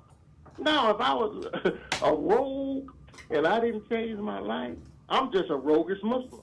That's all. If I didn't understand anything and didn't commit myself to learning, I'm gonna just be a dumb Muslim. We were worshiping God before the religions we have now even came along. They were worshiping God, and then the white man changed that and had us to believe that we were worshiping ancestors. We respect our ancestors, be they died yesterday or 10,000 years ago. And I invite people to pray for their ancestors. Go ahead, pray for them. Hold on, please. Hold on. Yeah. Well, I appreciated Malcolm, and I appreciated Martin. I appreciate what Malcolm and the Muslims. How was your weekend, man? And I don't get too deep into it because like the stories that are told, I don't know which ones are true. All I know is that they were both men who tried to show us how to be men. And that's right. And they set, marvelous examples. And I have nothing against Muslims. I have nothing against Christians. It's, unless they're just fake folk who are in it for the money or whatever. But other than that, yeah. All right. But I just wanted to be clear. I just wanted to be clear that killing somebody is not the same thing as Little Ali going to steal a lollipop. Man, read history. They took one brother, hung him, Michael and Paris, and listen to all you. Hung him, cut his genitals off, and stuck it in his mouth. And you gonna tell me that's the same thing as a cat going to take a bologna sandwich because he's hungry? Thank you. Thank both of you. All right. Paris, you're being quiet there. All right. No, I'm just listening. I'm just listening to the conversation and enjoying all of it as you and the listeners get it on. And you've got 3 other callers lined up. Go ahead. Go ahead. But you're the only prophet. We have to. No, I'm just listening. I just listen to the conversation. I will say this though about that passage that was quoted from Jeremiah. This will be my contribution to that conversation. Remember, it was pre the arrival of Jesus, the Christ. This was during the first 600 years.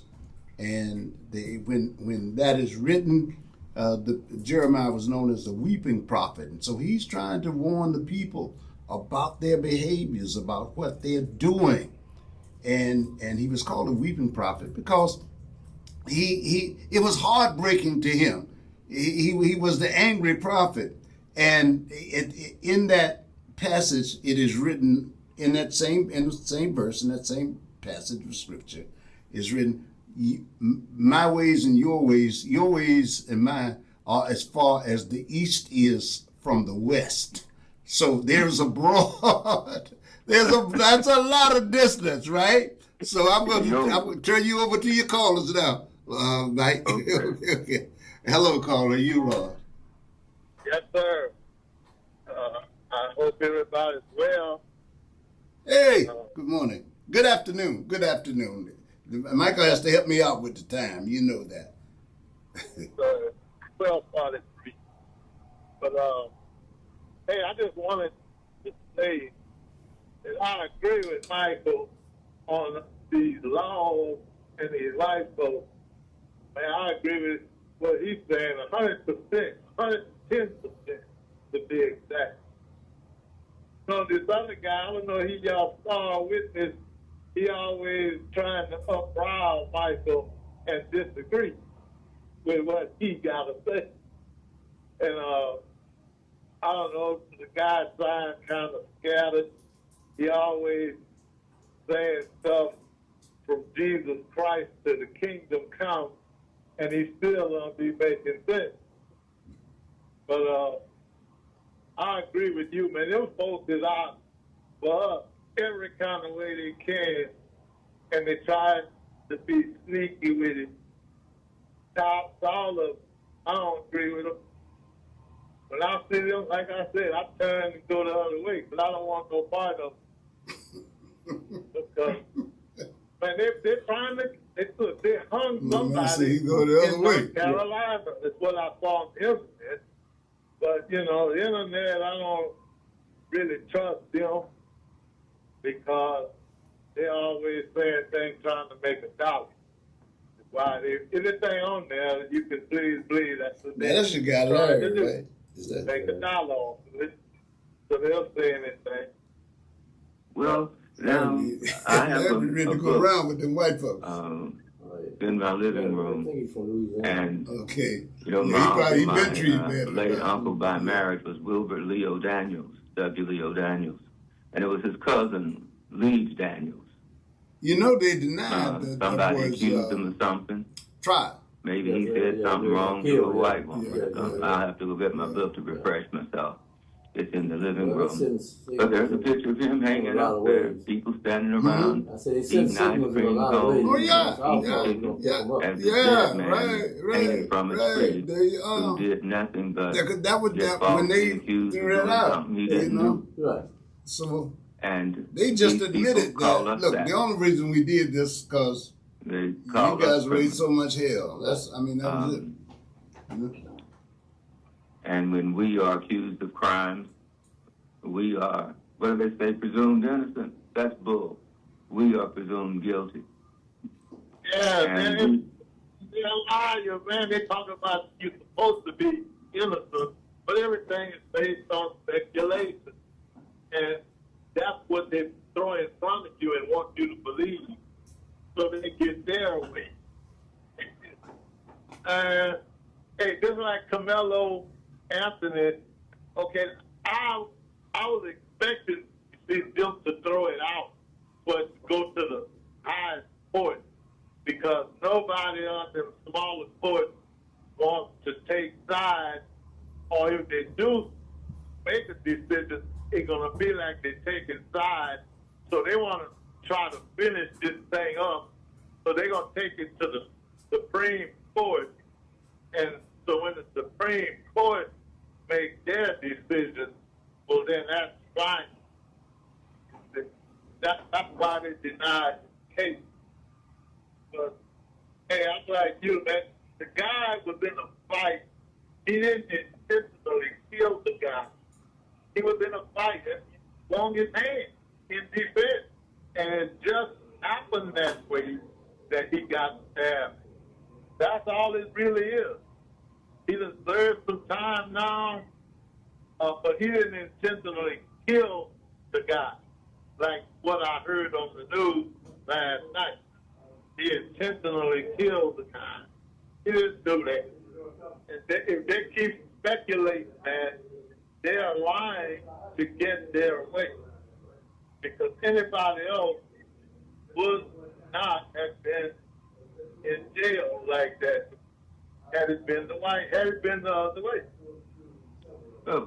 You know what? I agree with you, and you made me think about something that I heard this morning. They were talking about one of those cases, and they were saying something about Tallarico. And yeah, I'm gonna tell you what my neighbor said about him. But go ahead. So go ahead. I'm listening. I can't remember exactly what they said, but it was like my neighbor said this, and they white. They say if Tallarico and that woman that's running for governor win, they say Sam Houston is coming back to life because he didn't go through all of that with Sam Houston to have these people take over this land. And all I could do is laugh.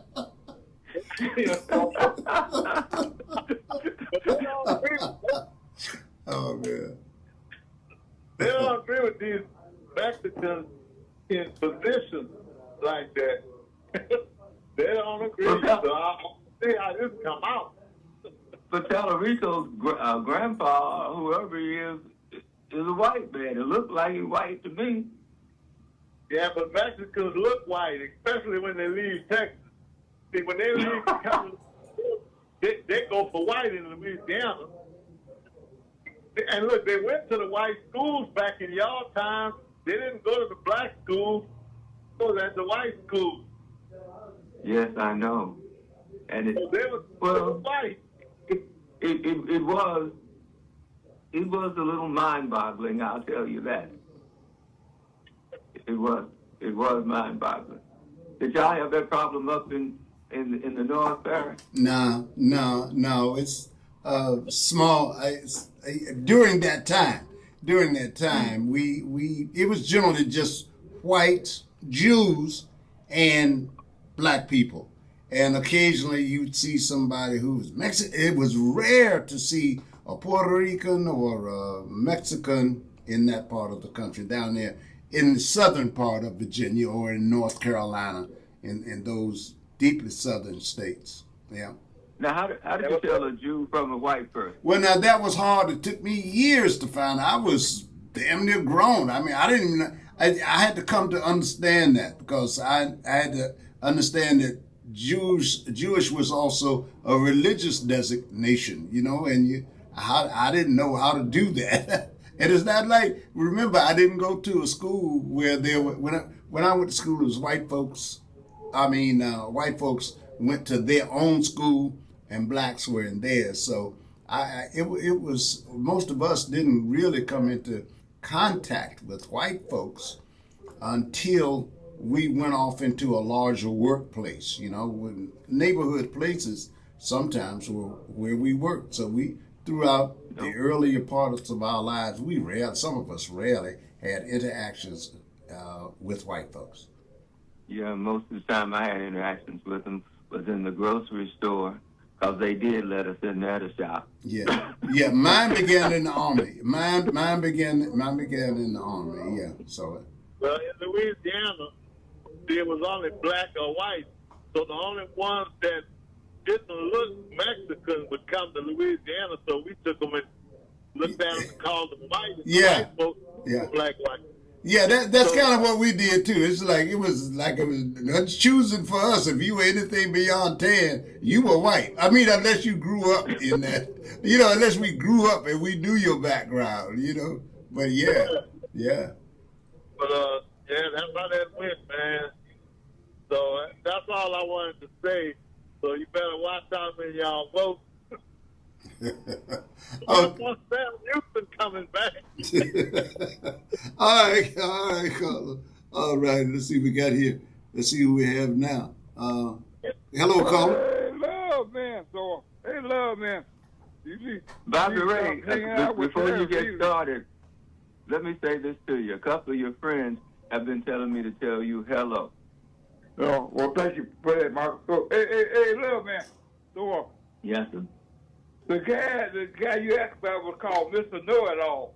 So the Paris knew the answer, but sometimes Paris, he sit back, he won't say nothing. He's kind of like that dude. The dude was right on the ground, and so the woman kept telling him, he said, daughter, why are you still standing here?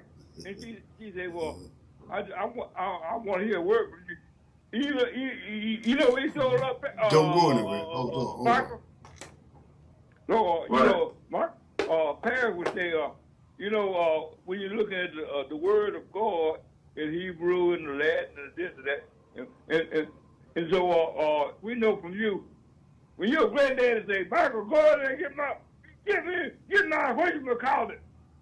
So to be obedient, and it's better to be stupid to not be disobedient, right? So you go and grab everything. So anyway, in the Bible today, we like to say go, Well, actually, when you go back and look at the culture, and they say the interpretation is as you are going. And so basically, what to do? So this woman say, daughter, as you are going, sin no more. You see what I'm saying? I'm just when you gonna leave here and you gonna go somewhere, but wherever you go, whatever you doing, Michael, sin no more. So there's no big sin and no little sin. Sin is sin. Okay? I mean, but as you're going, Michael, don't be like me and my friends. I'm married to ex-son, and I'm trying to steal all the toilet paper I can steal from this food. But I was wrong. I'm sorry. Hey, man, hey, Michael. Just before Bobby Ray get no, that's all right. Let me get off. He was look. This morning I heard a broadcast and I thought about Michael. They were talking about rebates on the tariffs. And they were explaining how some people would get them and how they wouldn't. And it was a whole thing. And this lady called in, and she was an older white woman. And she said, I've been in my wheelchair, and I have paid more than I did. But she opened up with this. She said, now, all I want to know is, where is my money? Where is my money? She did the Bobby Ray on this lady. She wanted that refund. Caller, you're on with Michael Lawrence Harris. Top job. All around good guy. Hello? Some people say that. Hello, caller. Caller. Hey, how you doing, Chairman? Oh, good. I'm sorry. Did he call you Sherman? Chairman. Chairman. I said, hey, look here, Mike, you started to cover. I said, it's chairman of the radio board. Okay. Look here, man. I'm gonna start over because there's a lot of long winded. Junior took a lot of my time, so I want to ask you a question today. You know, he's gonna put a little thing in there, but anyway, it's all good. I love you, Junior. Give us some time, baby. Look here. Did you give Yvonne a husband? The source. Hold on. Hello. Today, oh, you fell off, huh? Of course. Okay. Hey, hold on. Get to it. You know, I mean, okay. Been there 40-something plus years, everything. You know, I know it's a 50-50 of love, maybe 100, but you know that Teddy Pendergrass could have said anybody. Could have said any better. 50-50 love. I agree with it. Mm-hmm. Hey, no, Yvonne. No, and I'm telling you that Yvonne loves me, and I have never met anyone who loved me better. You know, my Aunt Never and I were real close, and me and my grandmama. I didn't spend a whole bunch of time with my mom, but since, you know, she's not my mom or my grandma, we did some things that I didn't do.